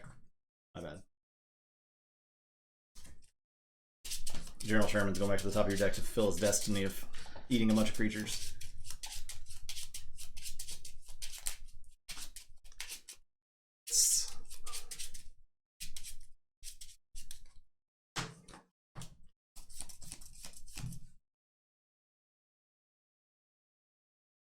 Alright, I am done.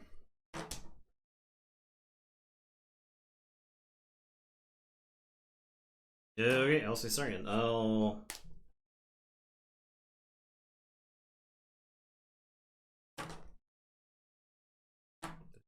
I'll say shadows. I'll say shadows. I'll discard stirring up trouble. I'll play booby trap to go to 6. And it's your turn. I'll draw 2. Yeah, I'll lose. Some decks are gonna have really low amber control. I'll tell you that right now. Yeah, that appears to be like night and day with like mass mutations, where there was like a little bit of amber control everywhere. But that deck is doing some sweet stuff. Yeah, I like it a lot. This deck has a bubbles too. This deck, man, this deck was doing some cool stuff. Yeah, this deck was doing some cool stuff. Evil twin of Praetor easily silk cute. So cute. These names are going to push the limit of our name bar up there. Oh, yeah.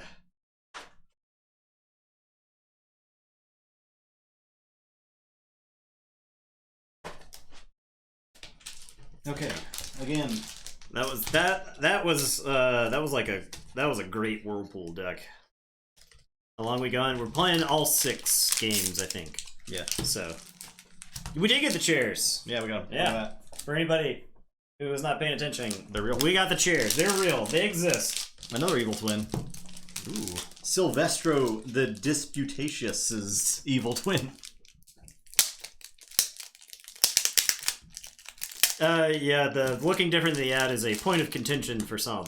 I think they're fine. I think they're better. I'm not gonna say better, they're different. I'm gonna say better because I thought the initial chair looked kind of cheap and the design looks meh.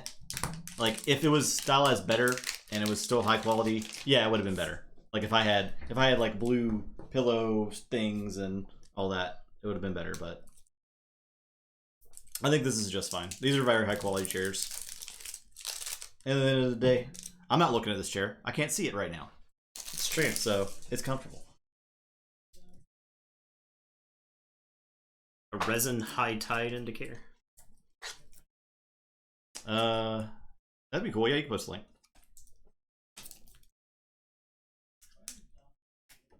Yeah, we didn't have to like do anything special to get these chairs. We just played a bunch of Voltors. Yeah. Corrode and Thalassophobia. Okay. We got a lot of Unfathomable. Like that's good. Tox Cove. Did we have another deck that had the name of Tox Cove? Tox Cove does not sound familiar. Yeah. Oh, okay. That would work pretty well. That worked pretty well. That's dope. Enomium of Tox Cove. Yeah, nothing special. We're just like once a Voltors, no big deal. No big deal. This deck has a Chronophage. Oh god. What the F? Now subscribe. 27 months. Woo! Tier 2, and thank you so much for that Tier 2. Appreciate that, Now, Mushroom Man's back. You can flex your Mushroom Man emote. Yeah. You lord your Mushroom Man over everyone else. Triple Brain Drain? Oh, gross. Is that in my deck? Yes, it is. GG Jenkas. That's pretty good. Oh, it's got Brain Drain and Thalassophobia. That mills the top 10 cards. Oh. That's... Oh, man. Yeah, Mushroom Man hasn't been around for... What, since Coda, right? Yeah. Youngest Bear and Mookling. Unfortunate. Mookling is one that is like 1 million times worse as an evil twin. Because his regular side says keys cost +1 for each power he has. Great camp. So waiting for my TTR chair to come after winning the PAX U championship. Yeah, you might be waiting a while for that. Might be waiting a little while for that. Well, we price checked what it would cost to actually print these patches, because these patches... This is like a zip-up patch? There's like a zipper. There's a zipper on the side here, and so you can like just take the patch off and put another patch on. But there's like a one-time fee of like $250 or something, right? It was upwards of 250. Yeah, it was like $250 for like a one-time fee to give them the logo and let them figure out how to print it. Look, basically, if TTRCon happens, the prize will be a full-size championship wrestling belt. That is better than a chair. Yeah, you can't tell me that's not better than a chair. No twin evil sea urchins. Now it's unfortunate. Oh, that is good. It's got 3. Rest of the DT decks have fun. We're staying super blind. And oh, okay. Are you? Did you order from the Canada? Make some stuff happen. Must win belt and cosplay the next as TTR at the next ball tour. That would be sweet. Crode's really good. Upgrade 8, yeah. What's a rare too? I feel like that should not be a rare. Wow. What's better than Wild Wormhole? What's better than that card from Mass Mutations that was really good? Being able to choose which one do you want to play. Yeah. You lose the amber, but you get the choice. Yeah. We are trying to make it happen in January 2022. We're thinking January 2022 because the rate vaccinations are going, I think life will return. It's going to be like everyone who wants a vaccination is easily going to have one by like June. Yeah. So life will likely return to some sense of normalcy in the fall, which will give us plenty of time to gauge interest and put something together for, say, January. Yeah. So.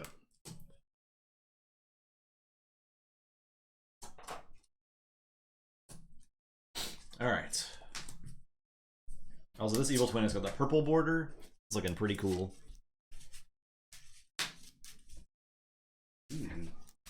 Purple and black is chef's kiss. Best color combination. An A. Okay, I don't know which way to put these in the sleeves yet. Weekend of January 21st, 2022. What's January 21st? Is there significance to that? I don't know. Was that State of the Union? I don't know. We don't know weekend yet. Playing around some stuff. Your birthday. Ah, okay. Yeah, that'd be cool if it could fall on that weekend. Then we could have a Stormstrong birthday party. We could secretly rig the tournament so you win it. Stop the steal. We have TTR Gate friend on Twitter. Yeah. Oh yeah, we just had this adaptive tournament. You know, no big deal. Ugluck shows up. He's like, "You'd think it would be that easy, did you, Stormstrong?"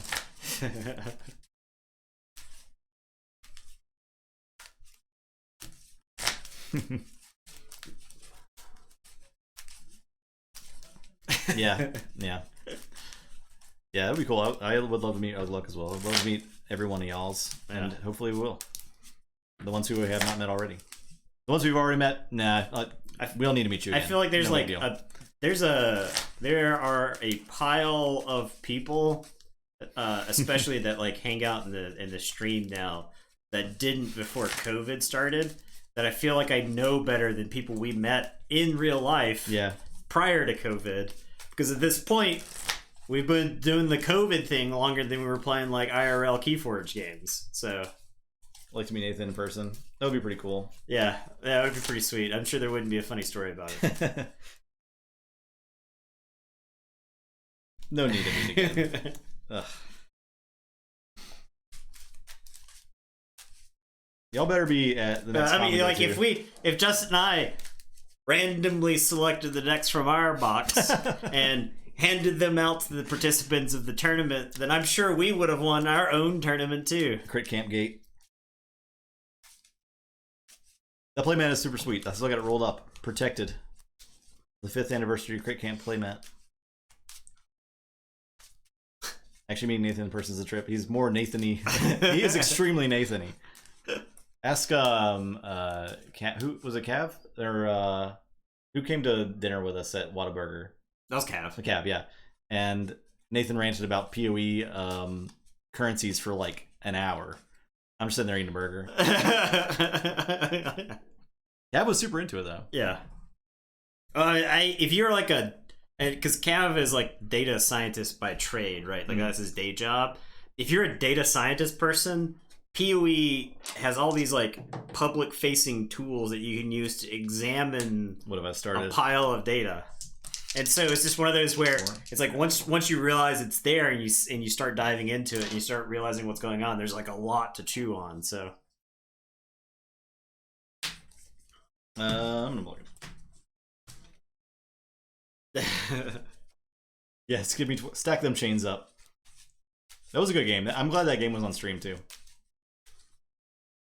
Ooh, this is not quite. I'm gonna mulligan. Hyper, I just want to meet. I just want to meet your dog. The dog seems amazing. I just want to meet all dogs.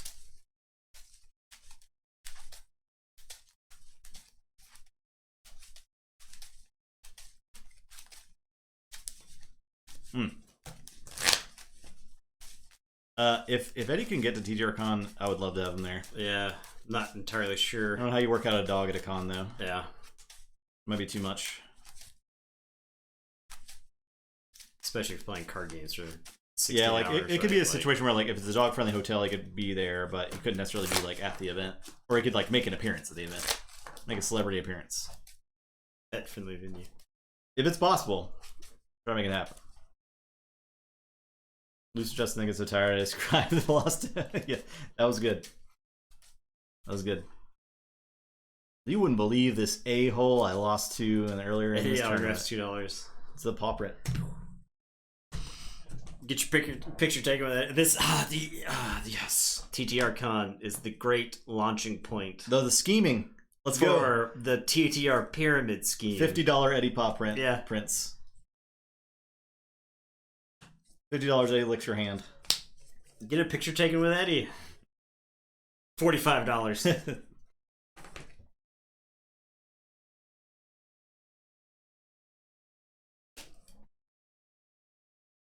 Alright, I am going to play Reach Advantage. If the tide is high, a friendly creature captures 3. Otherwise, raise the tide. Done.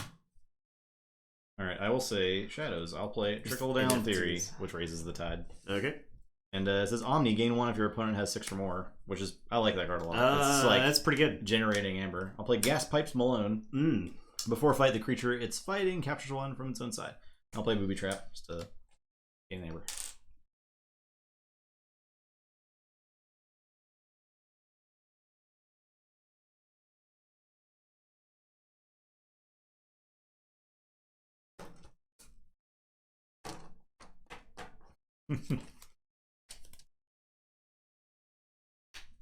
Okay, I am going to say Logos. I'm going to play Armadrone, and I'm going to play Information Exchange and steal 1 from you. I do think there's a chance that I could play Information Exchange and steal 2, but I got plans. I'm going to draw 2. Go ahead. I'll say Untamed. I'll play a Deepwater Druid and get 2. I'll play Maliobi. While the tide is high, it gains Skirmish. And before fighting Rage the creature, it fights in each of that creature's neighbors. It's pretty good. I'll play a Keyforge. I will Reap or Sow to ready and reap with something. Doesn't really matter. Yep. Your turn. 100% tried to steal Eddie? Okay, that is not acceptable behavior. I don't do well with dog nap threats. Dog nappers. Jeez. Alright, I am going to say Untamed. I'm going to play Thin the Herd, so shuffle the 4 least powerful creatures. 1, 2, 3. 4. 4 least powerful. 4 least powerful creatures. 4. The 4 least powerful creatures into their owner's decks. That card's actually insane. I think that card's holy crazy. Crap. Thin the Herd is wild. Is it uncommon? Yeah, it's uncommon. Sells beach tide coasters. Slandering. Yeah, you can look at Slanderous. Slandering Megan and chat. Can't believe this. I'm gonna play Mollybach and destroy your trickle down theory. My theory. How could you do this to trickle down theory? It's funny enough. A bird disproves the theory, the trickle down theory. So, and I am gonna play the fittest. And I'll put a +1/+1 counter on Mollybach. That's how fragile the trickle down theory actually is. It falls apart the first time a seabird shows up. I'm gonna draw 3. And it's your turn. This set definitely feels like all the lessons learned from the previous set so far. I mean, I've been exposed to a little more than Nathan, but I think you're trying kind of. So I would say from the initial just the handful of games I've played so far, there's so many interactions that this is like way better than Mass Mutations. Oh, it's so much better than Mass because Mutations, the cards you play matter, the order you play them matters. There was like a little bit of that in Mass Mutations, but Mass Mutations was about like the volume of cards that you could play. This feels a lot like Worlds Collide at its best, in my opinion. Yeah. So. Come here. Hey, come here.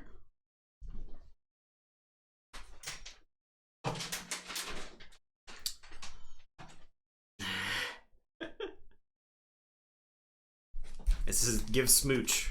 Oh, smooch? Give smooch. Hey, come here. Sit.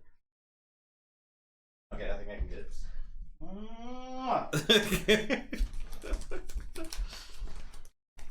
Alright, it's done. It's done. Okay, so I will say unfathomable. Or no, actually I'll say Untamed. I'll play all tied up. Tied high, so I'll gain 2. Okay. And I'll reap with the group. I say check with 6. Alright, I am going to say Saurian. I am going to play Magistra Vita. I will reap. I'll exalt the Mollymawk so that I can reap with it. I am going to play another one, and there's not anything to use here. I'm going to play Cornicen Octavia. I'm going to discard Crushing Charge, and then I will play Decadence to ready and to exalt ready and use a friendly creature. I believe I could use it on Octavia, or I could reap to like put us at 6 and 6 to try to like answer the key. Or I could move one from the Mollymawk to the Deep Water Grid. I think I'll exalt Octavia and reap. And I'll say check with 6 myself. And it's your turn. Okay, I'll draw 4, 5. He does have a pretty good life. I mean, look at him. He's hanging out. He gets to be inside all day, sleep in a bed. He's got a new playmate that he doesn't really want to play with. But he's living the life. Alright. I'll say Unfathomable. I will Corrode to destroy a creature with armor. Yeah. Destroy the Octavia. I will Brain Drain you. Oh. So like that's interesting with that, because if I put a card on top, you could just play it with that. So infighting, okay. So fittest I will bury the Theory or Conjecture. And then I will play Maelstrom.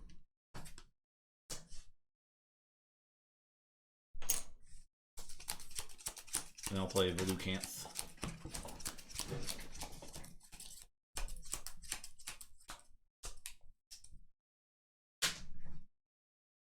There you go.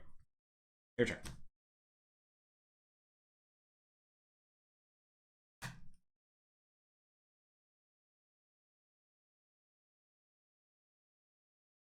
Maelstrom with Brain Drains and Thalassophobia seems pretty good. It's a do forge at least. Forge. I guess I'm saying Untamed here, and just dumping my hand. I'll play the Fittest, and then I'll discard Infighting and the Reap and Sow, because I don't have anything to use with those. Yeah, it's your turn.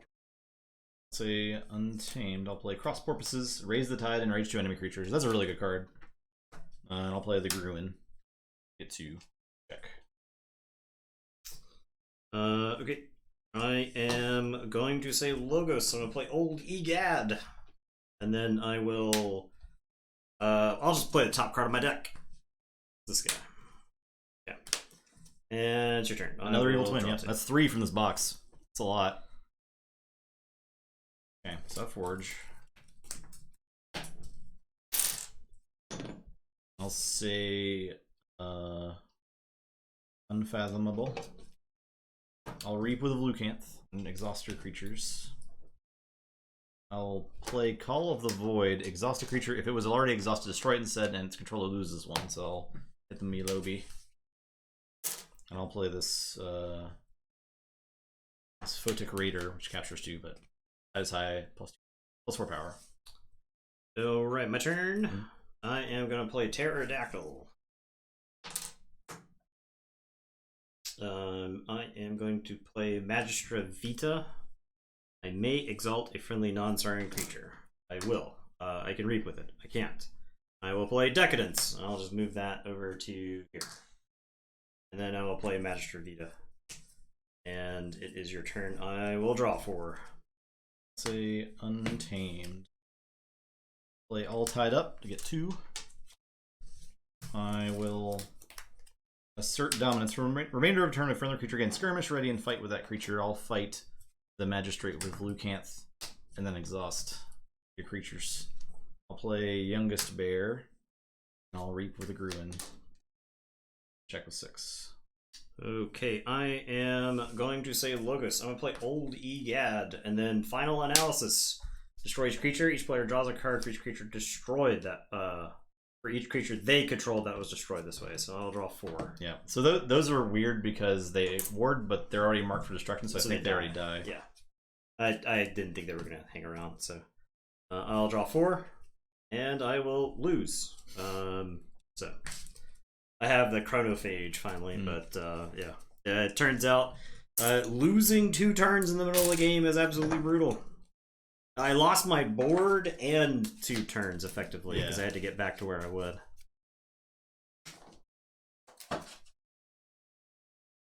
like this deck. I I like Unfathomable a whole lot. Pretty big fan.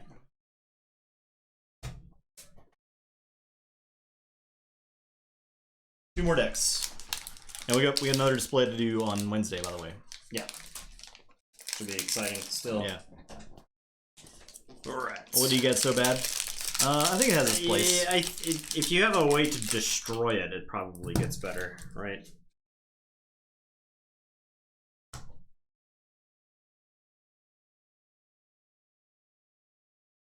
The Doctor of Mapledale, not an evil twin. Arctic Ishtar of the Dojo. The Dojo. And Countersuit. Uh-oh. And Countersuit is back, and it is good.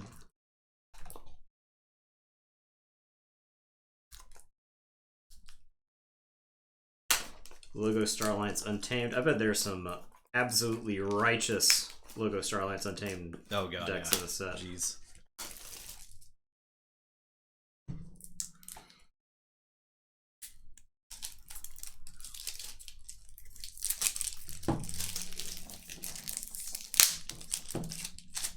This deck has library card and 2 phase shifts. Woo. Okay.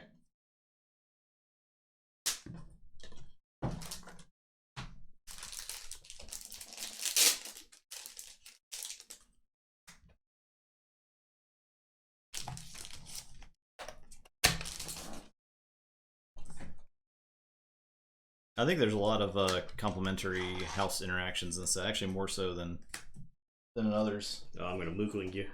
You gotta Mookling me.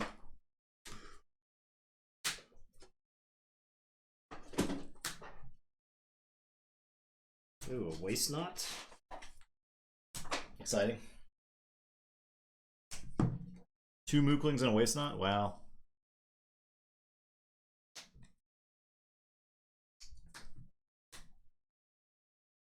Blossom Drake and Waste Knot. That is interesting.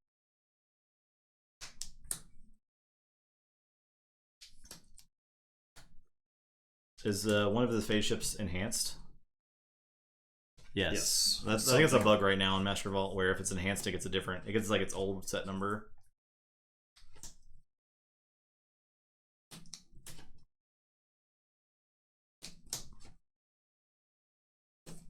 This Kirker draws a card.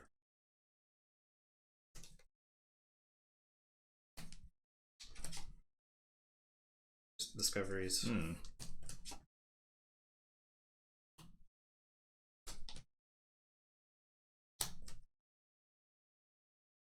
Oh man. Oh, science. Oh man. Oh yeah. That deck. Did you get the combo? Science, phase shift, enhance withdraw card, phase shift, information exchange, infomorph. It's a lot of actions. Hydro cataloger, so after a player raises the tide, they archive the top card of their deck. Bilge Warden. Mecha Buoy. At the start of each player's turn, if the tide is high for that player, they gain one. Brain That card in Eater. multiples is like how you run into the situation where both players are stacking chains. Yeah. Bouncing Death Quark, and then a library card. So,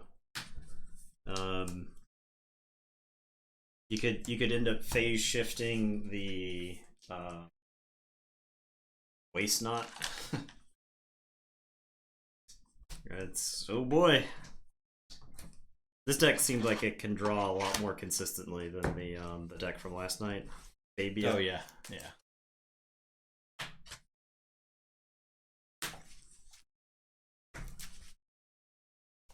Library card phase shift waste knot's a little bit silly.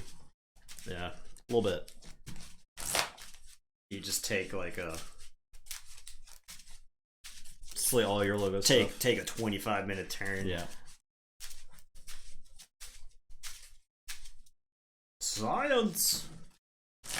No big targets. Yeah, the biggest thing. So you can put some +1/+1 counters to make something slightly bigger. And you had Brain Eater, which is draw 3 basically. So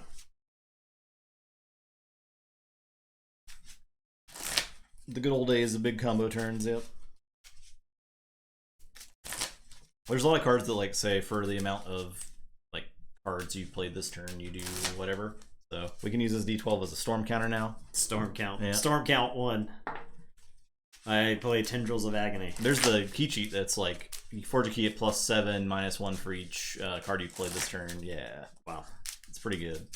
That would be nuts if it had that, I think. There's a treasure that comes into play with 4 amber on it, and it says after a player plays 6 cards in a turn and it's ready, you move all the amber off it, and yeah, you just get their amber off it. Yeah. Yeah, this deck has 2 Think Twices, but I don't know. It can't use those that much. We'll see. This deck seems like it's kind of dirtily, just based on looking at the list and flipping through it. That one has a clear path to victory, I think. Just draw a crap load of cards. Yeah. This might be a long match. It might be. It might be. Let's see. This deck does have a lot of Sanctum capture stuff. So. This deck doesn't look like it has a ton of Amber generation or a ton of Amber control though. So I could see this deck like getting outbursted. Bets. I have not turned. We're not doing bets for these, yeah.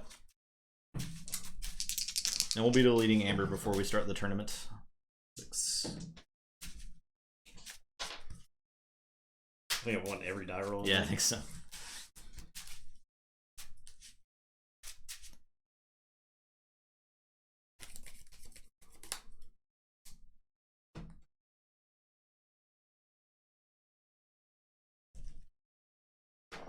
Is this a keeper?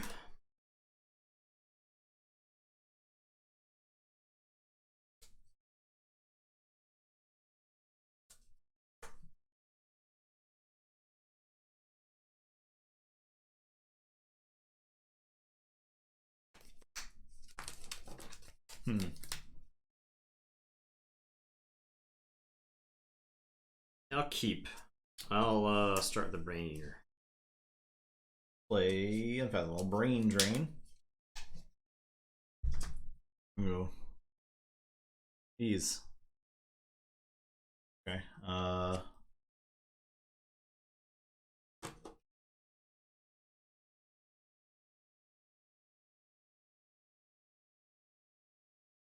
I'll put that on top. And I'll play Tamwa and Guiltspine Net. Tamwa is exhaust a creature. If the tide is high, draw a card for each exhausted enemy.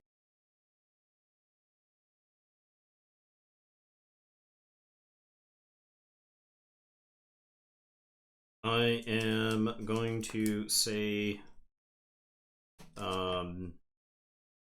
Starlights. I'll play Tabor. I'll throw him on the floor first.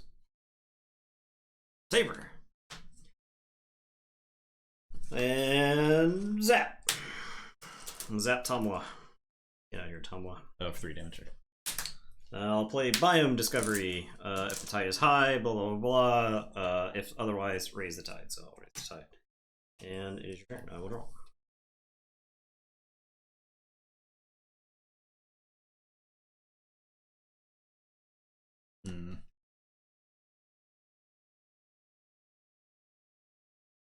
I'll say Sanctum. I'll play Bulwark.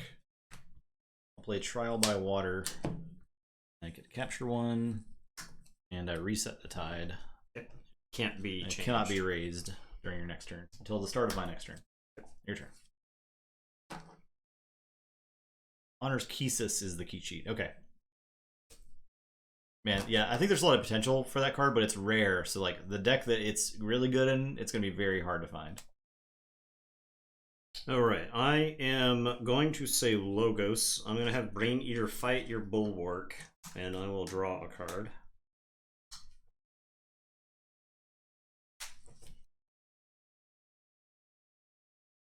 I am going to play Phase Shift and draw. Phase Shift with the draw icon? Woo. Yeah, it's dope. It's dope.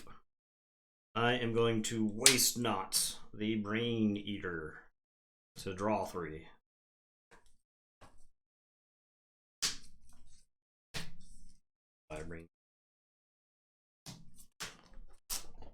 Casual draw 5 Logos turn.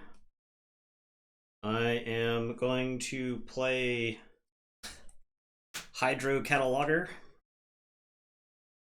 I am going to play Mecha Buoy. I'm going to play 2 information exchanges. And then regret not having a science or yeah, wow. the library card. Okay, I'll say check with 7. It is your turn. I will draw 1. All right, I'll say Logos. I will see your 2 information exchanges and raise you 1 single information exchange. Okay. I will play. I guess we did exchange information. The Sea Bug, and I'll think twice to purge information exchange and play it. Oof. So that seems pretty cool. Your turn. All right. I am going to play All Tied Up and raise the tide. And that lets me archive the top card of my deck with the Hydro Catalog. I am going to play Deepwater Gruin and get 2. I am going to play The Fittest. Give each creature a power counter. Then I am going to put Instrument of Silence. Silence! On, I guess, Tabor. Tabor's already a pretty big threat, but I'll say check with 7. It's your turn. I will draw 4. Okay. I'll say Unfathomable. Play a Sinon. Play Echo Pearl. I'm going to discard Maelstrom. I don't really want to put the Gruin back on top of your deck. The Netcaster is going to Reap and Exhaust Tabor. Your turn. Okay, so start of the turn, I get 1 from the Mecha Buoy, and then I will Forge for 6. Yep.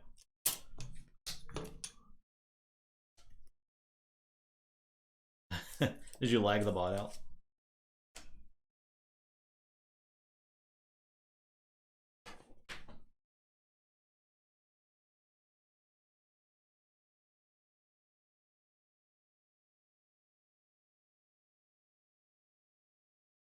Bot has not seen this much action on Twitch in a long time.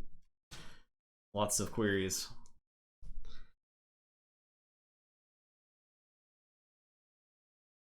Man, I really hope there's a field tournament for this set. It's gonna be really fun. It would be not easy to evaluate decks. I don't even. And then it would be like your opponent plays Unfathomable, and I would like completely change the way I play to not get blown up by a Maelstrom, to not get like crushed by a lot of stuff. But then your opponent's playing Sanctum, and you have to think about being friendly next to each other. If you're playing opponents playing Star Alliance, you have to like keep friendly houses next to each other. Opponents got Untamed. You gotta like put your big creatures on the right because of the card that makes everybody fight to the right. I discarded it last game, but that card could have done something. So.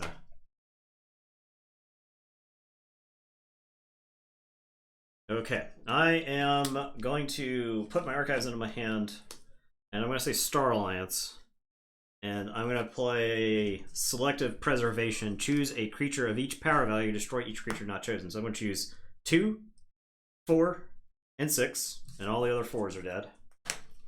I am going to play Kirker here, and he's enhanced to draw a card, so I will draw. I will play Kirker here. I will play Operative Espion here, and I am going to zap the Guiltspine Netcaster to 1 billion pieces. And it is your turn. I will draw 3. It is possible this is like a Gen Con Vault Tour, right? Because like I think so. The next set's not going to come out by September. There's no 0% chance. 0% chance the next set's out. Right. I mean, at this point, we're like 10 months between sets. Yeah. So, I'm gonna say Sanctum. I'll play Orpheal, Seas Chosen. I will play Light Everlasting. Play a Sanctum creature from your discard pile anywhere in your battle line. Sweet card. I'm gonna get Bulwark back. Yeah, that is a cool card. I like that. It's like how would you print Exhume in Sanctum and make it make sense? You prefer to see a Mastertation Sealed Vault Tour first? I could do a pass on a Mastertation. Yeah, honestly, I think I can too. Absolutely. I'm going to play Almsmaster, deploy each of its neighbors, capture 1. And I'll play Avenging Aura, which, for the remainder of the turn, each friendly creature gains Assault X for X the number of Forge keys your opponent has. That card is not that good. It seems pretty bad, honestly. That card seems very bad. I will crack the Pearl to send Tabor to the Shadow Realm. Origins was normally in October, or no, it used to be in... Origins was in June. June, okay. Yeah. But did they cancel it, or did they push it back? Alright, so my turn? Yeah. Start of the turn, the tide is high with me, so Mecha Booey. Mecha Booey. Did they delay it to like August, or I want to say October, but I'm definitely not sure on that.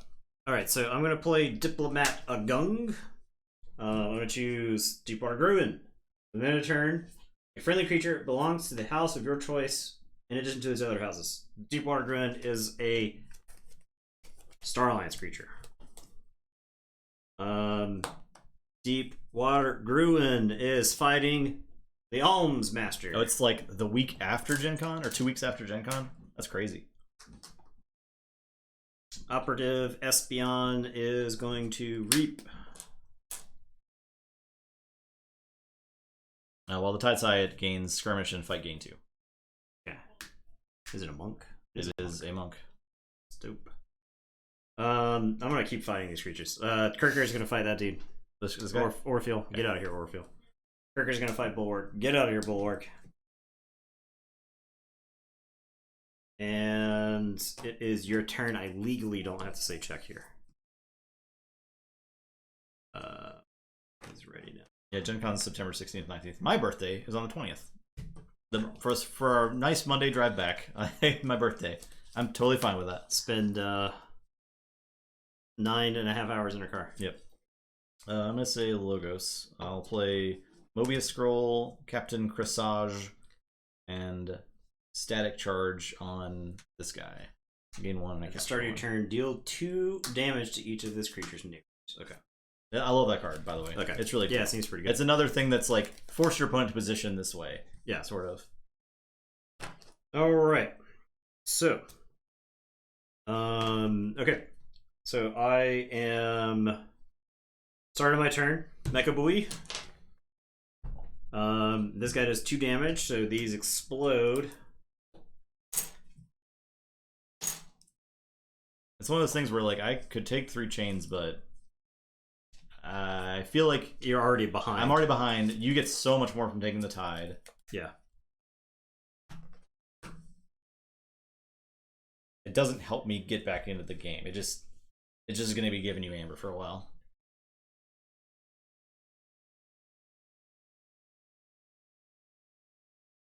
Yeah, I'd get to archive a card. Wow.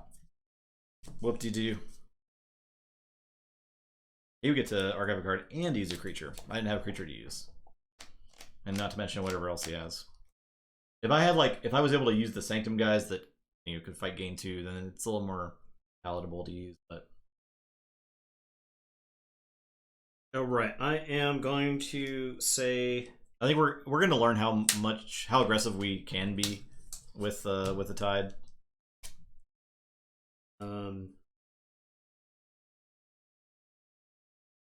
Or how aggressive not to be. He gets the keywords of other creatures I control. Okay. I don't think I care about that guy then. He's just got 6 power. That's what he does. That's he's what he he's actually a fairly large Logos creature. He's got a really cute cat. Look at this cat. Oh, it's probably chromed out. It is chromed out. There you go. Ghost cat. Would the practice rounds be good to go ham on? Yeah, if I wanted to get chains and not have any fun with chains. F that. Going ham on getting chains is not my ideal. My idea of fun. I sit here watch Nathan draw 100 cards a turn. Yeah, it's a green werewolf. Yeah.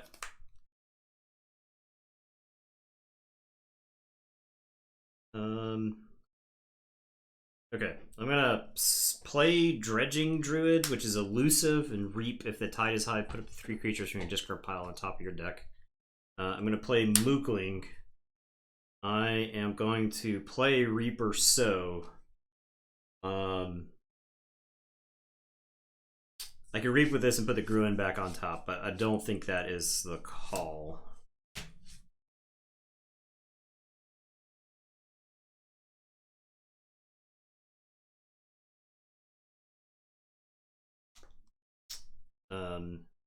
So I'm gonna ready and reap with Diplomat Agung, and I'm gonna choose Espeon, and it's untamed this turn, so I'll reap with Espeon, and then I will play Kangafant. And it is your turn. Alright, I'll say Unfathomable. I've got check with 7. I will draw 4. Play Wrath of Ruin on capture 1 with icon. Return 2 enemy creatures to their owner's hands. I will bounce.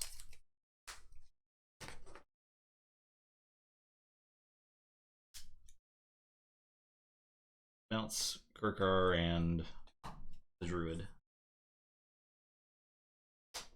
Play a Netcaster. Play a Netcaster.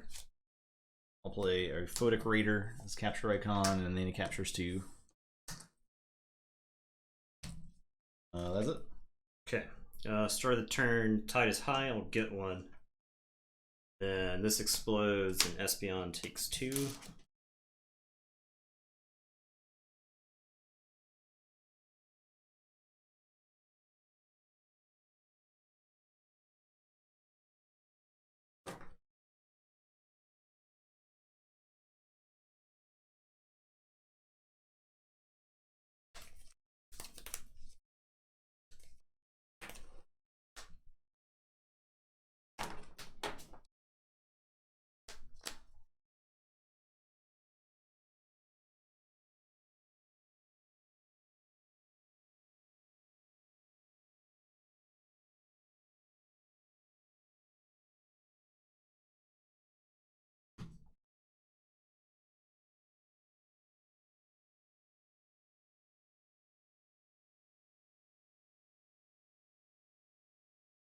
Mega Boo 6 Amber by itself? Probably close to that, yeah. It's getting there.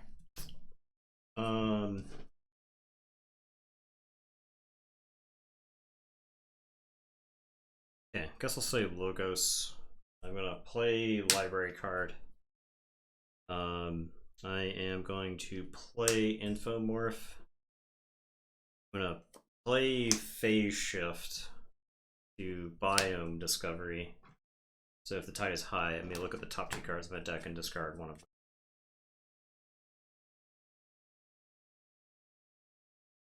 Discard the Science. I'm just taking a Logos turn. I had that huge Logos turn early, so I don't think I'll see. I've played both of my phase shifts. I am going to discard the Bilge Warden. There is like a play where I could play the Bilge Warden. You would raise the tide, but you get to archive. And then instead of playing the Biome Discovery, I play it and I raise the tide back. I get to archive. I get to espionage something. But I think I'm just going to discard the Bilge Warden instead. And it is your turn. I will draw 3. The nice seeing new decks. Yeah, that's very exciting. Very, very exciting. Okay, I'll say Sanctum. I'll play Seneschal Sargosa. After player raises the tide, a creature they control captures 2 from their opponent. Okay. Play another one that has 2 capture icons. I think has a lot of capture icons. Yeah. I will play Orpheon lands chosen while the tide is low. It gets +3 armor and reap capture 2. Okay. I will Hammergram, hit the Mookling. I'm going to discard Dry the River. Each creature gains while the tide is low. This creature can't reap. I think that makes the game suck. Take forever. Yeah. I think this might be the time for me to raise the tide. Okay. So I will raise the tide. I archive the top card and I can use a creature. I will reap with this Guiltspine Netcaster. It's going to die, but I can exhaust something first. So I will exhaust I'll exhaust Kangafan. Okay. And that's it. Okay. Espeon. Start of the turn, Espeon will die. Let's see the static charge. I am going to say Untamed. I am going to play the Dredging Druid, the Mookling, the Blossom Drake, to blank all of these artifacts. And then I am going to Genetic Drift, give a creature a +1/+1 counter. I will give it to the Blossom Drake, and then each creature with a power counter. So this includes the opponents. It's like Spoils of Battle. Yeah. So, but it's just my creatures right now. So Tabor will get one, and Blossom Drake will get one. And that is my turn.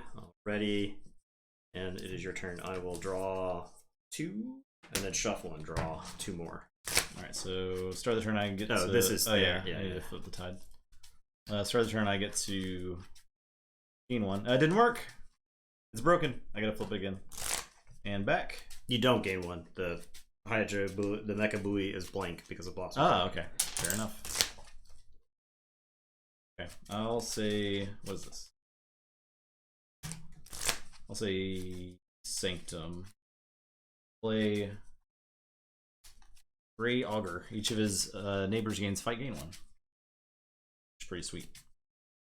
I'm gonna fight Infomorph. I'm gonna fight Kangafant. I gain 1 for this fight. And then Orpheon is gonna fight Mookling. Captures 2. That means to make the bars the card half on it, so it's not 8 things changing state at once, just 4. You would think that, and yes, it would be better if I did it, but I have to size the elements for the size of like the cam, and I don't have exact measurements for that. So I was able to like drag the elements individually onto the screen and then size them so that they didn't overlap. Like where's my hand? The table right here. They didn't like. So that's a separate element than the blue part. Trust me, I did think of that. The answer is yes, but it's more difficult. I am done. My turn. Okay. I am start of the turn, this explodes. I am going to say Star Alliance. Tabor is going to unstun. After 100 years. I am going to put an encounter suit on Tabor. You thought this Tabor was out of the game. It'll be as if he never left. I am going to play Selective Preservation. That wards Tabor.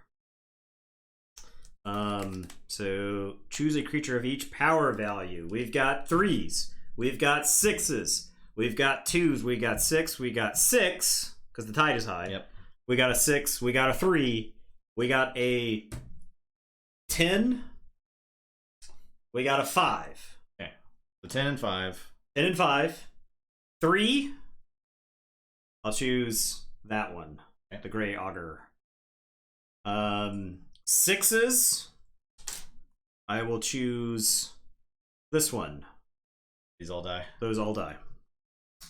All right. 2s. This one. That one. I choose him. Okay. I am now going to play Lieutenant Kirker and draw a card. I am going to play Biome Discovery and raise the tide. Yeah, Starline says 2 board wipes that work like very similarly and they're really good. I am going to play a Rocketeer Triska. And I'm going to play Lieutenant Kirker. Ready. Lieutenant Kirker. Your mission, should you choose to accept it, is to murder this nerd. Alright, Lieutenant Kirker is going to fight the Guiltspine Netcaster for being a D-hole.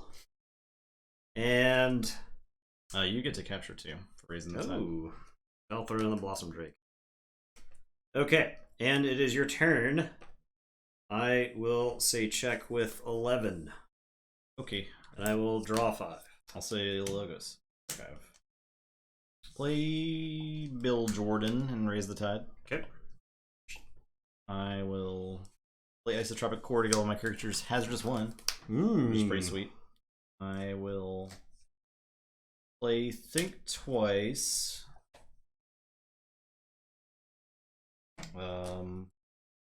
Purge and play a thing.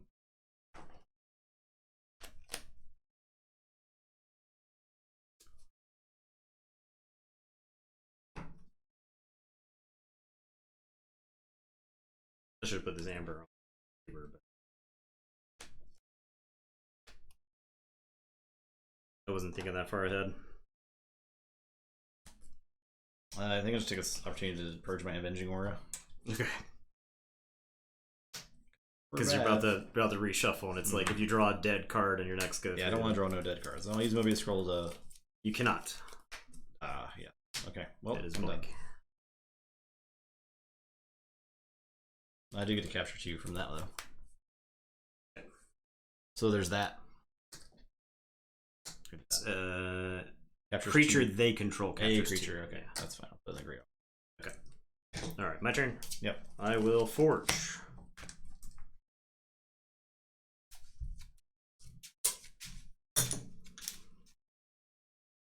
The Saurian one that's destroy all creatures with power 4 or lower is 1 chain.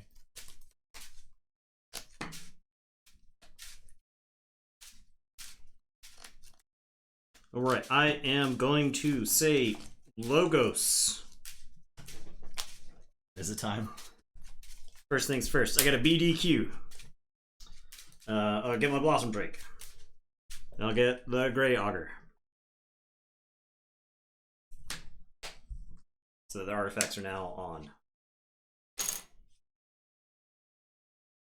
I will kill Kirker and kill the Seneschal. I am going to kill Kirker to kill the Bill Jordan.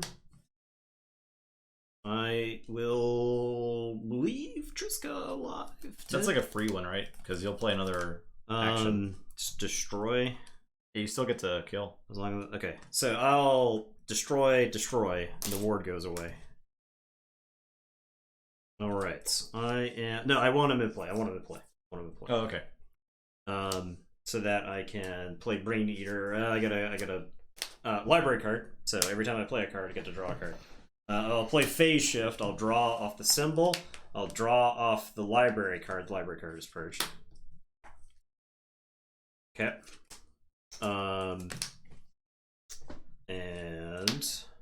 to play Brain Eater and draw a card. I am going to play... Brain Eater is going to fight the Seaborg and draw. I'm going to play Science for the remainder of the turn. After I play an action, I gain 1, and I will draw. I am going to play Bilge Warden. He couldn't draw from BDQ because the Blossom Break was still alive, so he couldn't use the library card. I'll play Bilge Warden. That'll raise the tide. I will archive the Hydra Cataloger. Okay. Draw a card. And then draw. Okay, so I get to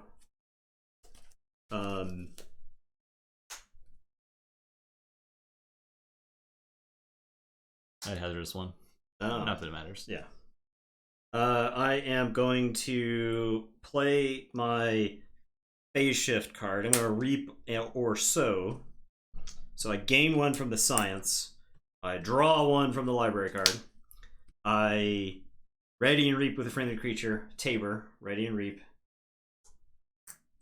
Tabor will let me play a non-Star Alliance card this turn. Tabor is going to let me play the Waste Knot. I'll get 1 from that. I'll get 1 from the Science. I am going to explode the Brain Eater to draw 3. Oh, I draw 1 off the library card. Draw 3 off the Brain Eater dying.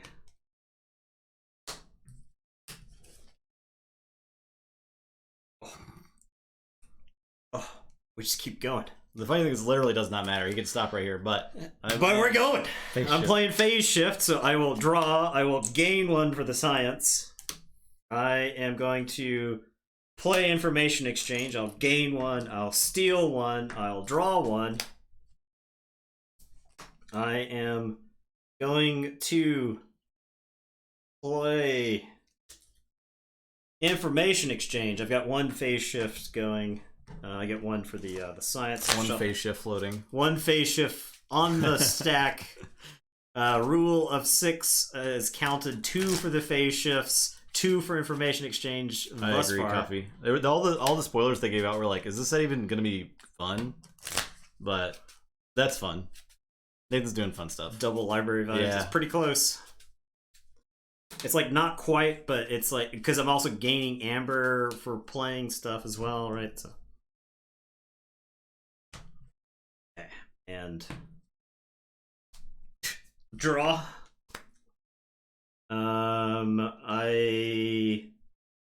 So you can stack it so you can choose when you draw after you play the card now, right? Correct. You don't have to draw as soon as you play the card. So I can play this Biome Discovery off my Phase Shift using my floating Phase Shift. Yeah. Gaining 1 for the Science. And so I'm going to use its text before I draw. So I'm going to look at the top 2. Oh, we're discarding 1. Oh, and then we're drawing.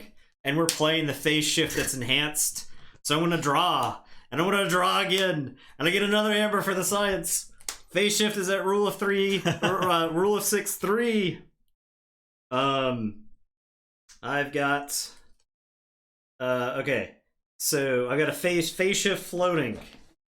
Phase Shift. Okay, I will play BDQ. I'll blow up the Tabor. There's nothing of yours to blow up. I will draw. I will gain 1. I will Information Exchange and steal and gain 1 and draw. And I will play Infomorph and draw. And I still have the Phase Shift floating. I will do Biome Discovery.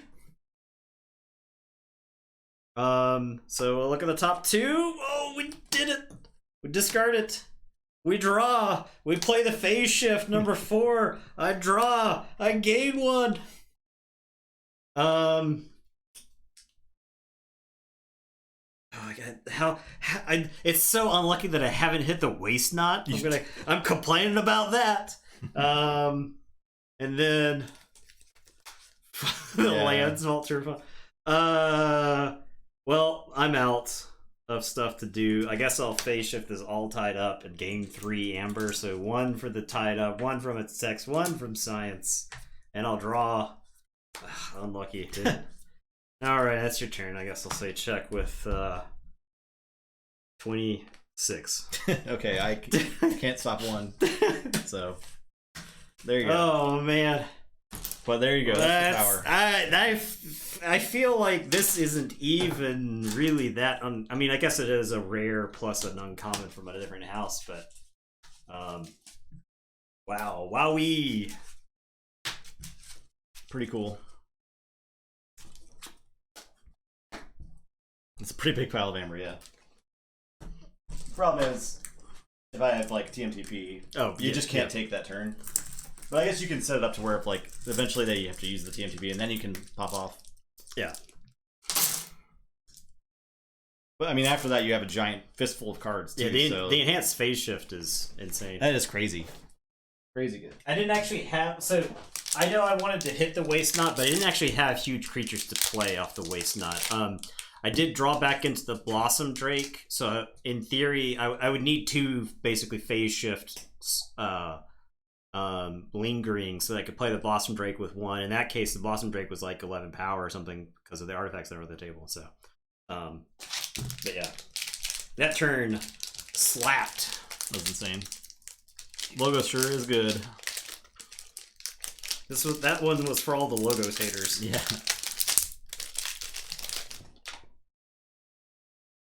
Ikari of North Gorest Harbor. Starbolt the Gatekeeper. There are Logos haters? Apparently there are Logos haters for Dark Tidings Logos. I've seen some Logos haters. We've seen some Logos haters around and about. Not the last game, one more game.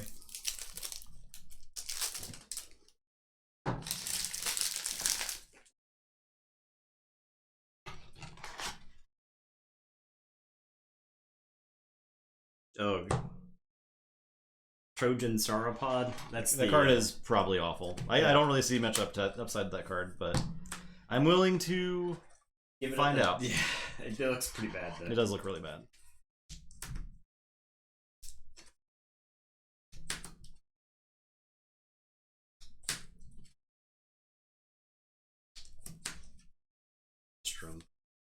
What a card.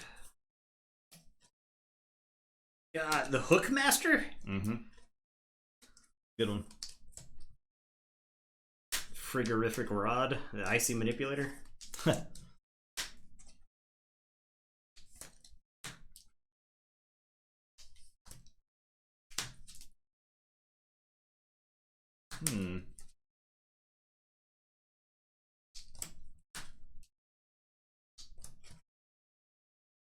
Oh god. Abyssal Zealot's actually good, right?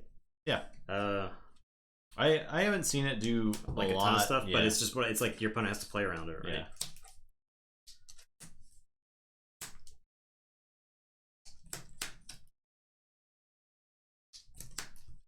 First scroll. After a player forges a key, each creature they control captures 1 from its own side. Okay. Imperial Forge is in here. Oh, okay. With a capture icon on it. City State Imperial Forge.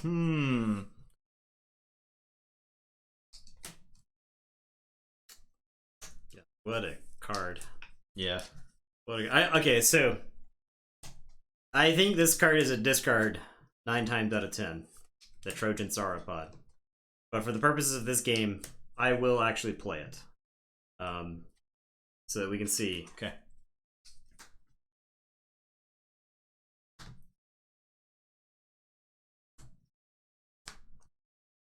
But my gut says that card is bad. They could have designed that card in a way that it wasn't bad, right? I'm just not seeing how it's worth.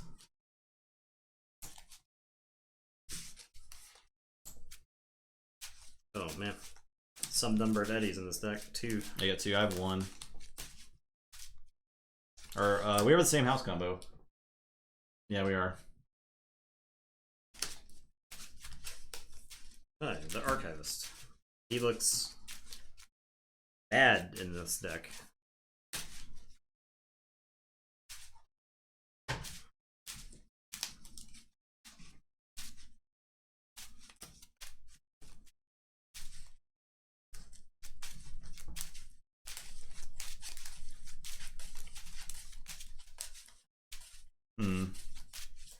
I don't know. Oh, tide is reset. That button didn't do anything. Why? Why? Answer me. Tell me why. Okay.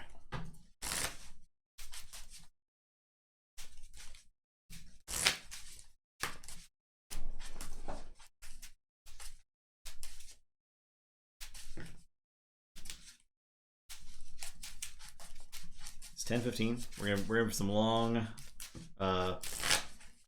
pod nights, I think, with this set. Could yeah, I mean, one, I gotta like read every card. Yeah, too, true. but And we're sleeving and stuff too. I think mass mutations went faster the more mass mutations we played. There right? are like, there's less amber control, I feel like, and there's more burst in this set, so we'll see. It's I don't know. I don't think so, since it's like a stream element, but maybe. I'll see if I can figure that out, because that would be nice if y'all could do that. Let's see. Player Hub does not respect the genius of Nick Saban.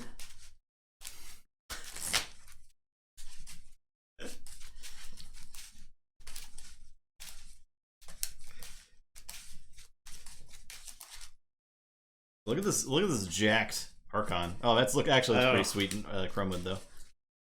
Mine's green too, so These decks are so the same.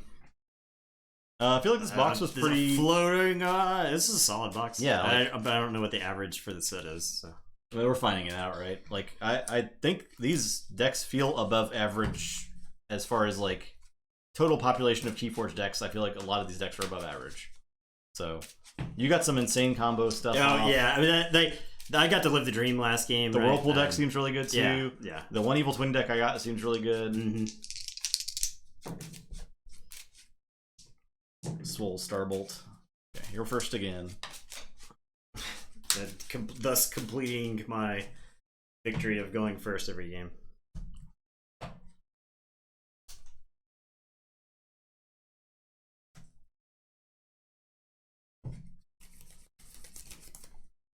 I will play a Laposaurus. Okay. Well.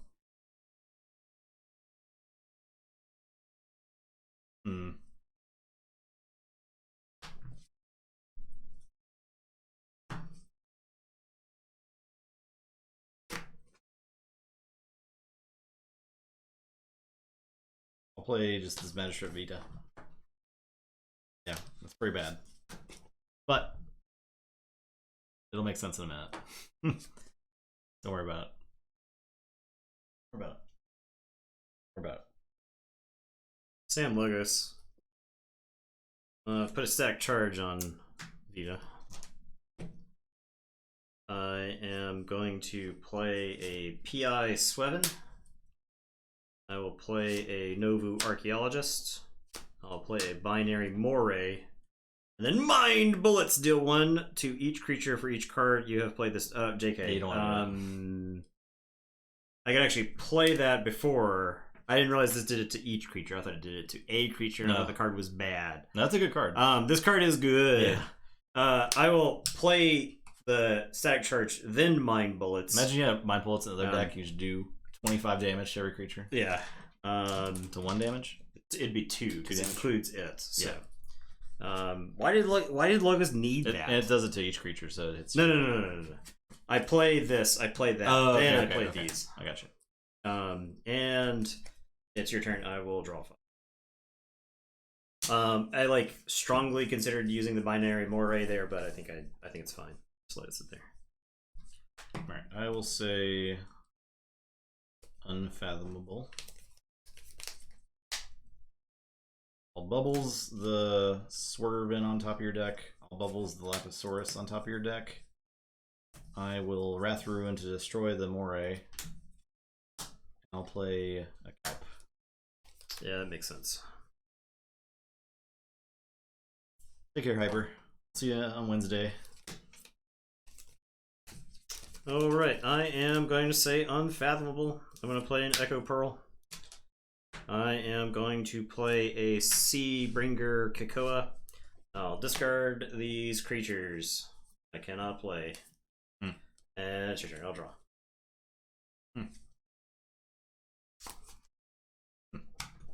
Okay.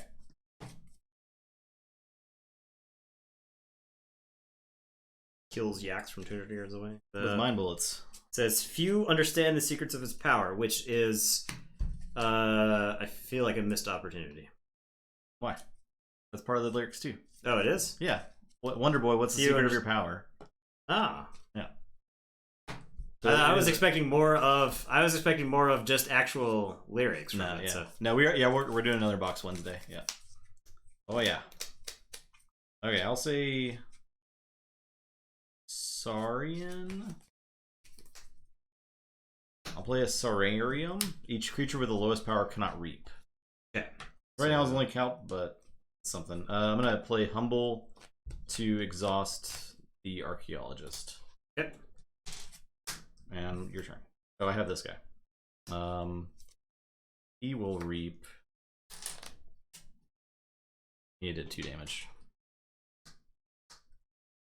And I will exalt him to reap. You exalt the creature that reaps. Okay. I'll do that to the spells then. Sure.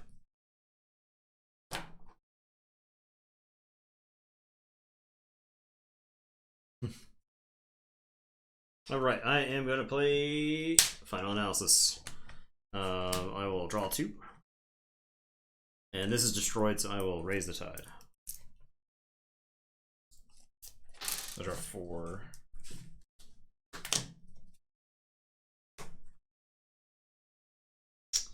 I will play P.I. Swevin. I will phase shift in a Bookmaster. And it is your turn now. I'll play Logos. I'll play Science.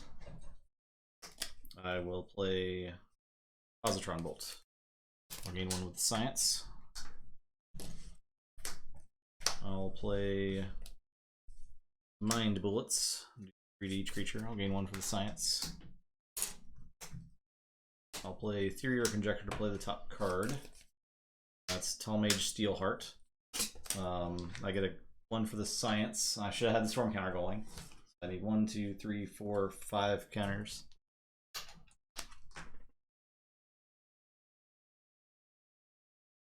And I'll play Professor Garwin. Reap.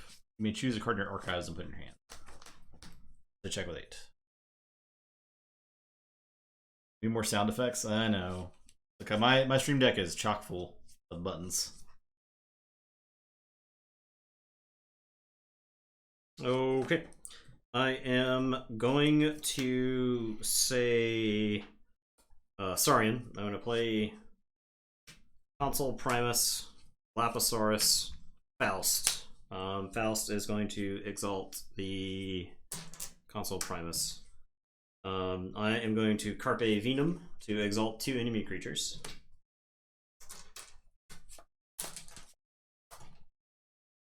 And then Tall Mage is going to swallow whole Professor Garwin there. So Swallow Whole is play only if the tide is high, choose 2 creatures, purge the creature with the lowest power, and give +1/+1 counters equal to the power to the other creature. So could you choose like that creature? I could. You want to? I don't. Okay. No, I don't. You don't have a Waste Not, right? No. I'll swallow. Faust will swallow whole. Okay. Then the other one. That card's very good. And then I will Echo Pearl Tall Mage there to exhaust and all that, since he's absolutely huge. And it is your turn. I thought the Swallow Hope, for whatever reason, my brain was thinking it had to be from like the same side of the battle line. That's first. Good. There's a card in Rune Terra. For 7. Yeah. There's a card in Rune Terra where a creature eats its own friend, basically, and gains the stats from it. And I was confusing that. So I'll say Unfathomable. Brain Drain.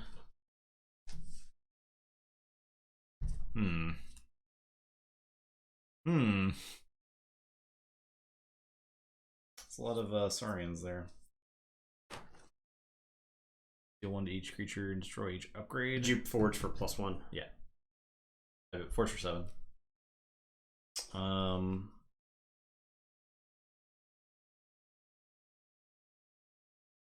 This guy? Corvus? Okay, I'll put this guy on top, I guess. Then play Netcaster, I'll play Portal Monger. Well, the Tide's higher, Defense keys cost +4. Now Rakuzel's chant to exhaust the console. Your turn.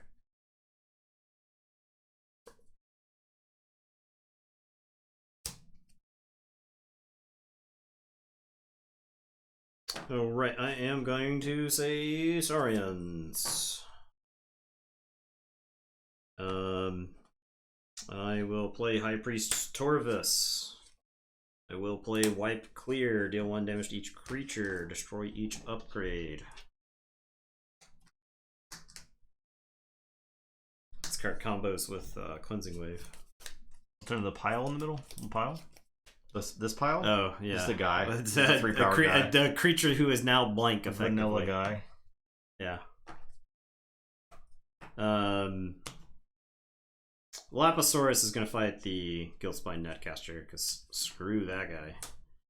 And then Faust is going to Reap to get me to 6. And I will say check with 6. And it is your turn. I will draw 3. Play Saurian. Play Venator, Atrum. Play Medicus, Lacus. Play City State Interest. 2, 4. Play Imperial Forge. Capture 1. Imperial Forge with a capture? Yeah. You did. You don't think I have enough. Yeah. 1, 2, 3, 4, 5, 6, 7, 8, 9, 10. It costs 14. Yep. That's it.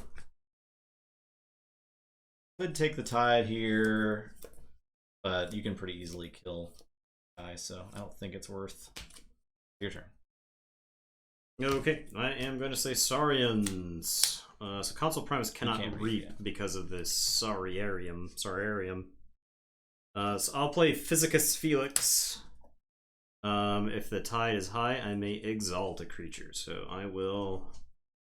Tide is high. You may spend Amber on friendly creatures as if it were in your pool. I at least have a turn before I can react with that, right? Like, yeah, I think exactly. This guy. So that's why I said if I took chains there, it's not worth it really, because you're just gonna. I think the guy is very rarely. Well, you could have raised the Tide and then Imperial Forge with it, right? Because you would have had Amber in your dudes, and then you could have forged with the Amber on them. It's not. I still couldn't get there, right? I think you could, right? Well, the Tide is high. You may spend Amber on friendly creatures as if it were in your pool. So Imperial Forge is at +8 for each of the stuff. So you would have forged for. Oh. Yeah, I think I think that would have worked. Okay. Yeah. Okay. You're right. So you can spin the Amber off of them. I want to do that. Yeah. Let me just fix my turn then. All I'd have to do is draw one last card. Gotcha. And I take the Tide. I'm fixing it. Because that's definitely worth it. Yeah, that's a pretty good combo. Yeah. Well, with City State. So, Forge Key +8. Yeah. 1, 2, 3, 4, 5, 6. So you have to forge for 10. For 10. Sorry, for 8. You're forging for 8 because it's +8 minus 6. +1. So 9. So I spend 9. So 1, 2, 3, 4, 5, 6, 7, 8, 9. Okay. Yeah. Okay. All right. Wait. So I'll play, and you. All right. The Tide is on. The Tide. Okay. So I am going to say Saurians for my turn. I will play Reach Advantage. So if the Tide is high, friendly creature captures. Otherwise, I raise the Tide, so I'll get the Tide. Then I'll play Physicus Felix. I am going to exalt this idiot.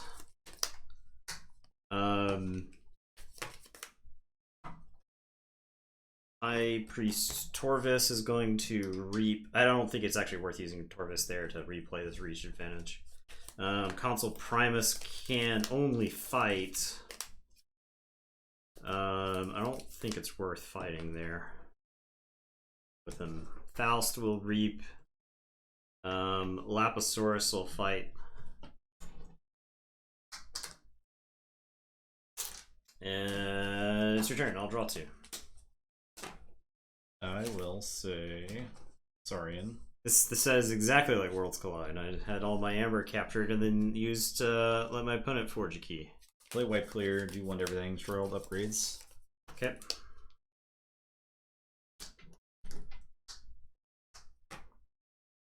Play ostracize, capture 1, and lose 1, and purge a creature. I'll purge the Consul Primus.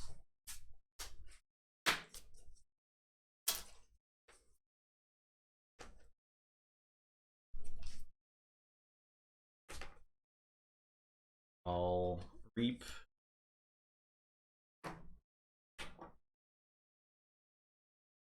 And the Nader will also reap. Your turn. Would you have to exalt him when you played the thing? No, when it's dealt damage. Because it took armor, right? The armor stops the damage from being dealt. Yeah, right?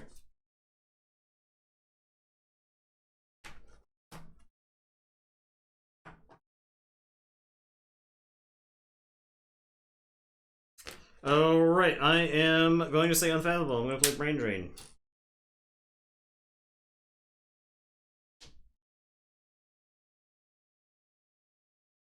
Brain Drain Eddie.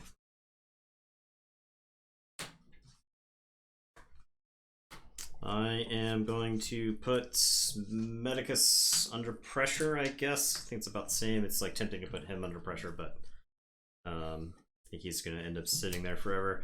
I'll play a Photic Raider. Capture 2. And it's your turn. I saw 4 dies. I didn't say 4. I didn't use it. Probably you can't reap with them. I will draw. Yeah, because they're all 4 power, right? So go ahead.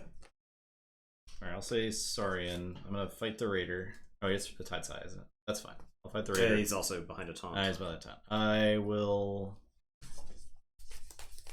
A lot of exalting of my guys I would have to do if I did that. Alright, maybe that dream is dead. I will play Unfathomable.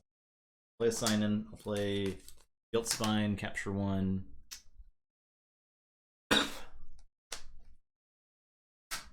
There.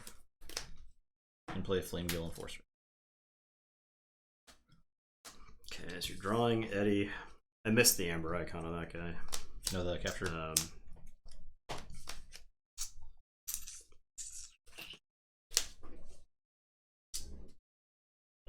It's 2 power. At least that turns on my Saurians.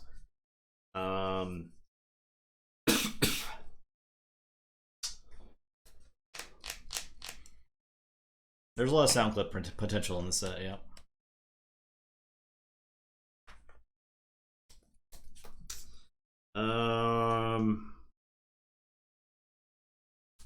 I think this has to be a Saurian turn. I'll play Altruist Rostrum. I can actually use my creatures, so I think I do.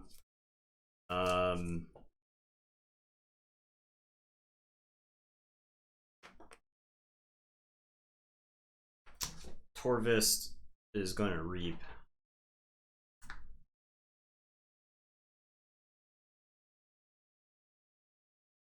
Faust is 7.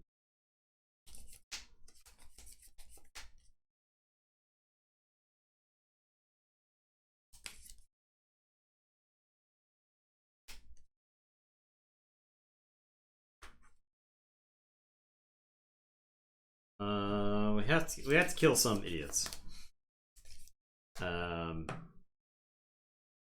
So I'll have the Lapisaurus fight the Hard Sin.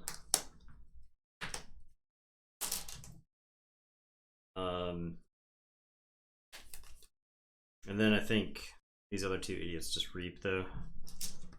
I'll get a 9. I'll tell you to go ahead. I'll draw 1. I'll say Saurian. We'll play the first scroll and capture 1. Capture there. It says after a player forges a key, each creature they control captures 1 from its own side. Oh. I'm gonna take the Tide. I will play Crushing Charge to destroy each creature with power of 4 or lower and gain a chain. You took that? Yep. Okay. So Fodder Greater dies, Torvis dies. And 7. I'll reap. I think it's actually.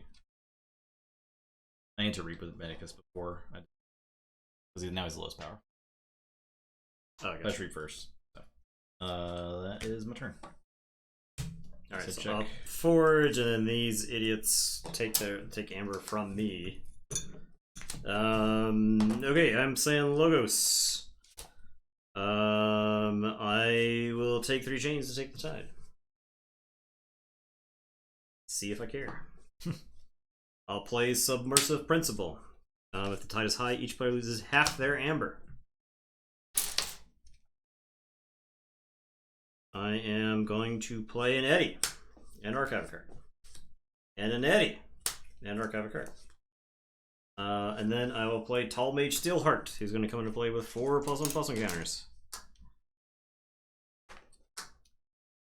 Alright, I will draw these 4, drop a chain, shuffle, and draw 1 more. Alright, say Logos. I'll play first scroll. Play Eddy, archive, play Science, play Tall Mage Steelheart. With 4 counters. Unstun this guy. He isn't ready. Don't ready him.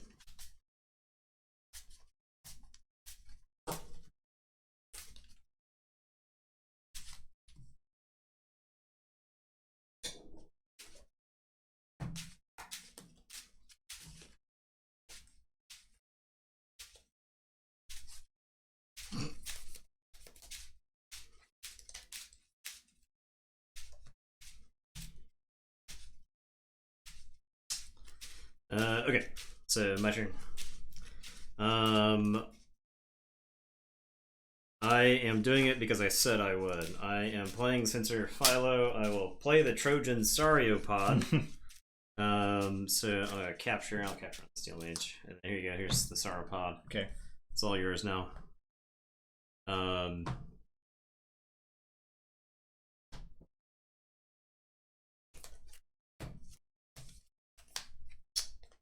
Felix is going to fight.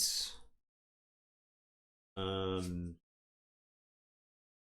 Physicus Felix. Yeah, his name's Felix. Physicus Felix is going to fight. Oh, he's enraged. Whenever I raise the tide. A lot of creatures there I don't want to fight. So I'll fight the armor drone. I'll exalt Eddy. And then Faust beeps or fights Eddy. I guess I'll fight Eddy. I think it's the same. And it's your turn. I'll drop a chain and draw 2.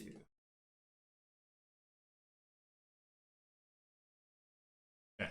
I'll say Logos.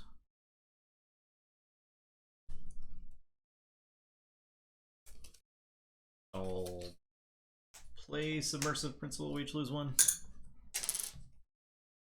I'll Positron Bolt there.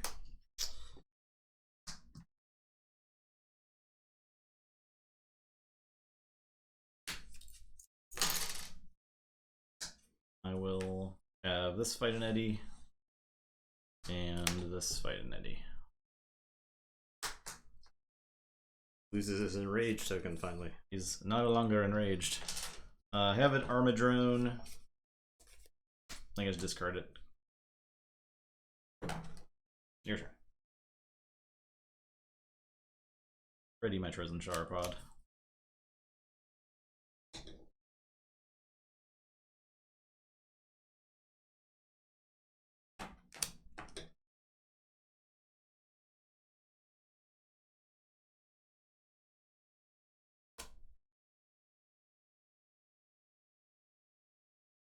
Oh, right. I am going to say Unfathomable. I'll put my archives in my hand.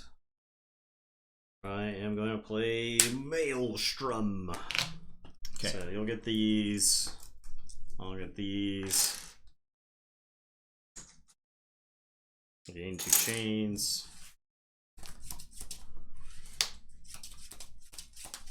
Yeah, it's just yeah. The artifacts. Did I take a Saurian turn last turn? I don't even remember. So long ago. Yeah. I was trying to keep some number on it so that Faust was relevant. Also, so.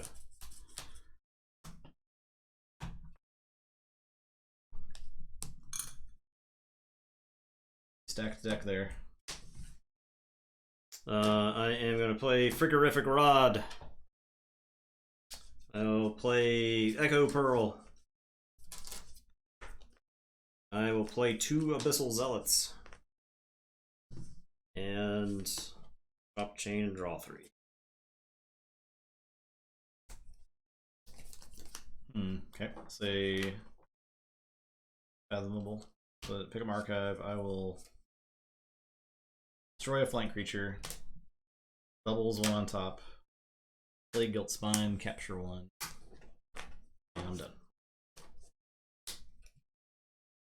Do I guess I could use the Sauropod. I gain 3. You didn't put Eddies on top. I'll just use the Sauropod, it's fine. There you go. It reveals their hand. Put each creature revealed this play from play into play ready. Alright, there you go. And then refills their hand as if it were their draw card step. So I drop a chain and draw 5. For science.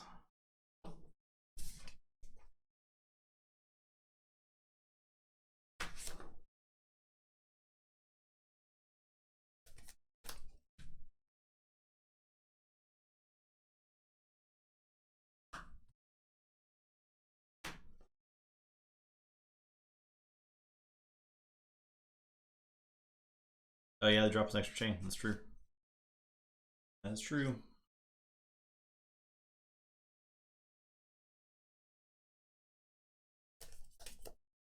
Okay. I am going to...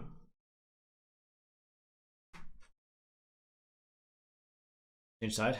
Yeah, Nathan has tide, right? Yes, I do have the tide currently. Okay. I am going to say Saurian. I'm going to play Lapasaurus. I guess technically you could put these in your order that you want out of line. I don't think it matters in this matchup, but yeah, but that's true. I will play Lapasaurus. I am going to play Reach Advantage. And the Lapasaurus, I guess, will capture 3. I'll use the Altruist Rostrum to slap 1 over to there.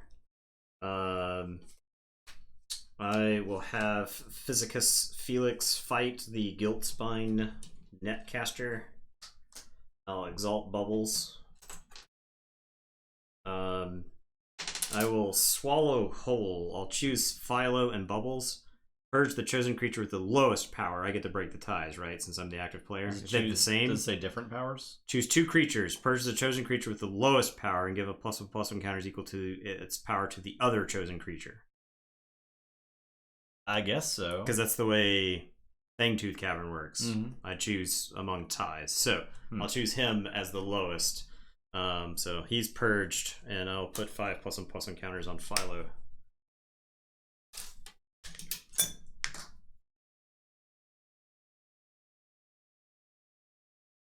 And then I will Reap with Philo. Go to 9. Yeah, he could have. It's fine. He could have just put it on my creature and then did it. It's purged, yeah. And I'll drop a chain and draw 3. Go ahead.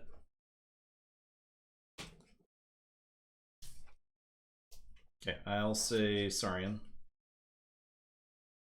I will play Ostracize to purge the Lapisaurus. I'll discard Console Prince. Your turn. Alright, so I forge.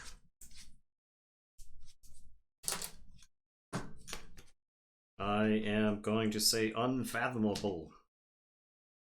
I'm going to play Skyphos, which is... first scroll happens. Oh my god, why did I generate all that amber? We learn these lessons now. I'll put there. Alright. I will play Photic Raider, who's going to capture 2, and I will play Abyssal Zealot. And it is your turn. I will draw 4. Alright, I'll say Logos. I'll play Science. First scroll. I'll play Steelheart and a Steelheart. Your turn.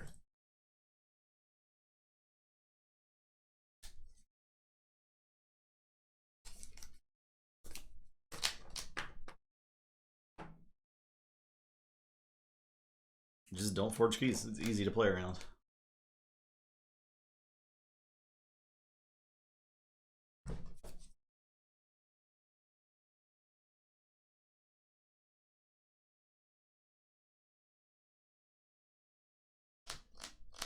I guess I'll say Unfathomable. I will play Brain Drain. I'm gonna drain your brain. Crashing Charge, huh? Mind Bullets, huh?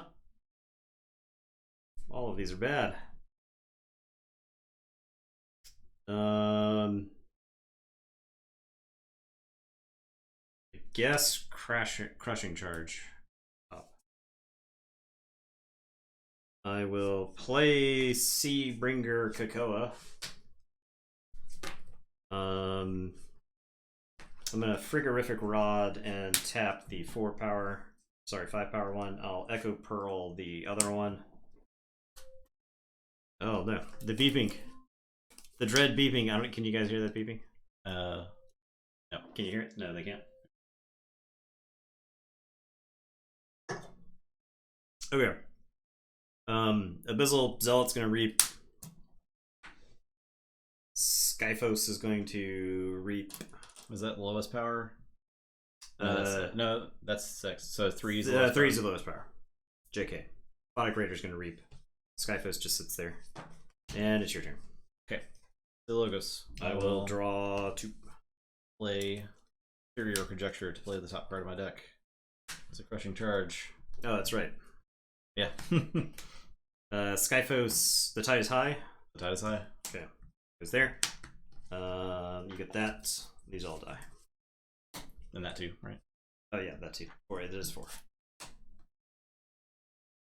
Then play Mind Bullets and do 3 to everything. Okay. He's dead. 3, 3, 3. Your turn.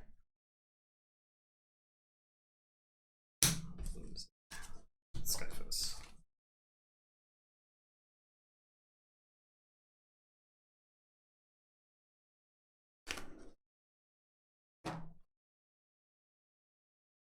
Well, the only way out is in. I am going to play P.I. Sweven, Binary Moray, Final Analysis to draw 5. 3, 4, 5. You get all this back.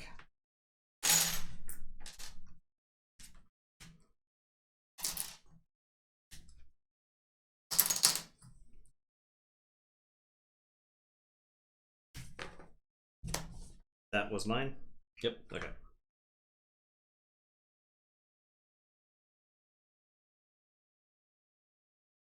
Submersive Principle. Well, it's rounded 4. down, Yeah. so yeah. Alright. I will phase shift Logic Raider. Well, discard Mind Bullets. I have a static charge. I think I just discard it because it would like end up in a situation where it kills my creatures. I'll draw this. I will shuffle and draw 2 more. Jeez. All right. Back to square one. We go. I'll play Unfathomable. I'll play Enforcer, sign in, and I'll Reclusel's Chant to exhaust the Raider. Okay. Your turn.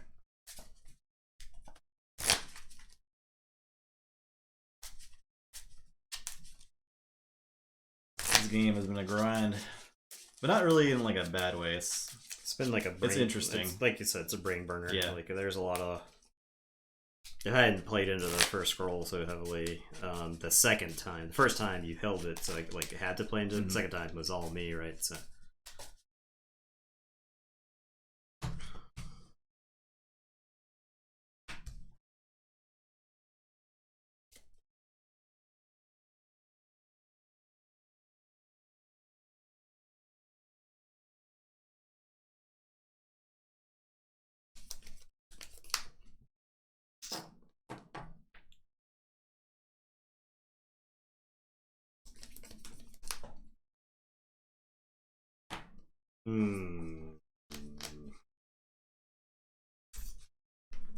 Saurian. Sorry. Carpe Venum. Altruist's Rostrum to move 1 to that creature. Play High Priest Torvis. I will play Wipe Clear. Some damage. And it's your turn. I will draw 3. I'll say Saurian. I'll play White Clear.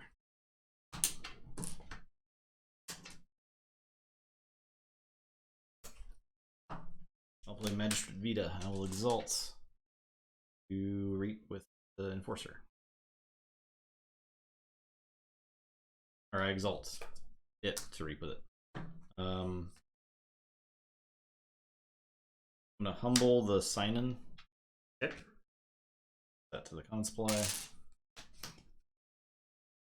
I'll play Venator Altium and Medicus. I will take the Tide. So that thing dies. And I'm threatening with the Medicus. That's it.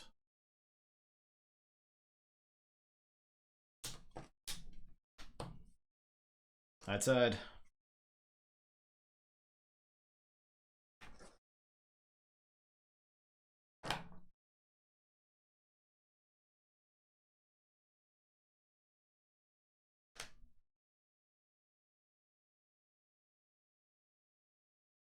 I can't quite get there. I do have an interesting play because I can Torvis, Exalt, Swallow Whole. I can have like the Venator swallow this, and then have the Venator swallow the Medicus, and then I can Faust and Exalt, but you still have the 8 to forge with. I also have Eddie. I can go to 8, but I don't have anything else to go with it. So you get there. Yeah. How's that save state? Forge next turn. Yeah. If I mean, obviously that guy's not sticking around. Yeah, he's not right? sticking I knew you were getting like closer to it. I didn't actually want to like exalt your creatures too much because I wanted to be able to get rid of them. Gorlami with the prime. Thank you. Gorlami, appreciate that. Yeah. Welcome back. The turns have tied. Yeah. So that was our first box. That was a pretty good game. I want to say that was like the closest game of the night. Yeah, it was very back. There was a lot of back. I mean, and you were pretty far behind for a while. I crawled back into it. Yeah. So. Yeah. I could already feel as if there are going to be some just absolutely miserable, unfathomable decks to play against. Yep. Worse than Dis. Worse, absolutely worse than Dis. Yeah, I think that's accurate. Trojan almost did it. I almost messed up real bad. Why is that still there? No way. That's a good question. All right, that's it. It was a long one. But it was fun. It was a lot of fun. New set. So I'm glad. Yep, Wednesday we'll be back with another box. We have a third box on the way. That one's a question mark because it's sitting at like shipping label created and it hasn't moved in a few days. So, yeah. Tara from the ocean. We actually they were a Zeppelin song where Omega cancels. Yeah, where Omega turned off. They ordered from Board Game Bliss. That's the ones that came, and then 401 Games is the ones that haven't shipped yet. We actually had a lot of community suggestions.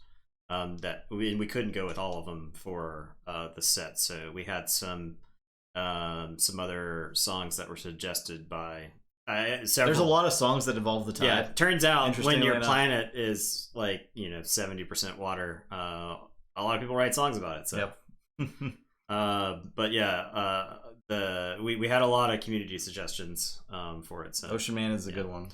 You're not wrong. Right. Yeah. So that's it. There you go.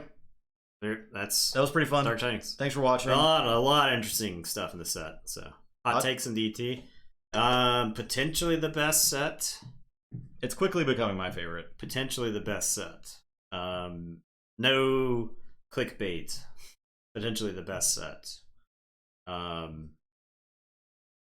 Yeah, it is showing that it's very rewarding to skill. I mean, I took a Lands-esque turn. I think it's probably the highest ceiling. Yeah. I took a Lands-esque turn in our first box. Mm-hmm. And there are a lot of fast mass mutation decks, but I don't think any of them. You would just take like back to back several huge turns, and it took like a little bit of setup to get there. That deck, I just kind of like fell ass backwards. The Tide Mechanic is definitely a good skill test. It is.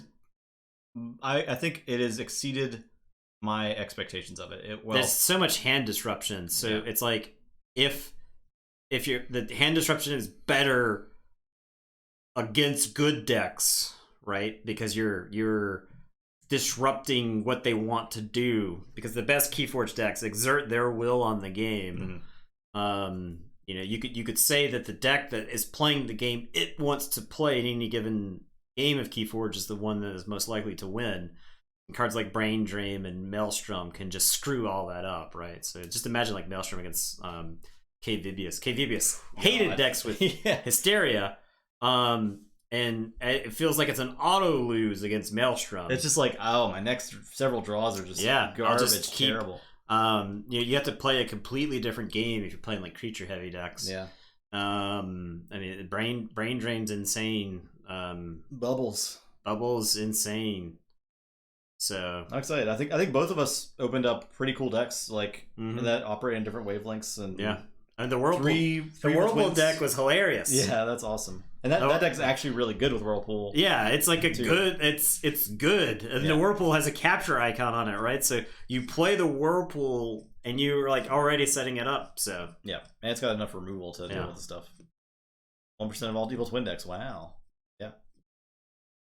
Customs, no. It was just normal shipping. It was actually free shipping. Buying 2 boxes. So. I opened up the stream with a NAFTA joke. So. Yeah, it was easy and it got here. It was relatively painless. It was like early. I ordered it last Wednesday or Thursday, and it got here today. So yeah, pretty easy. That's pretty fast. But the one I ordered last Monday has not shipped yet. So there you go. And I think Board Game Bliss is out, which is the ones I got here today. All right, we're gonna end the stream because late. We're done. I'm tired. Yeah, I gotta get back to Path of Exile. Everyone have a good night, and we'll see you on Wednesday for another whole box. Yeah, see you. Goodbye.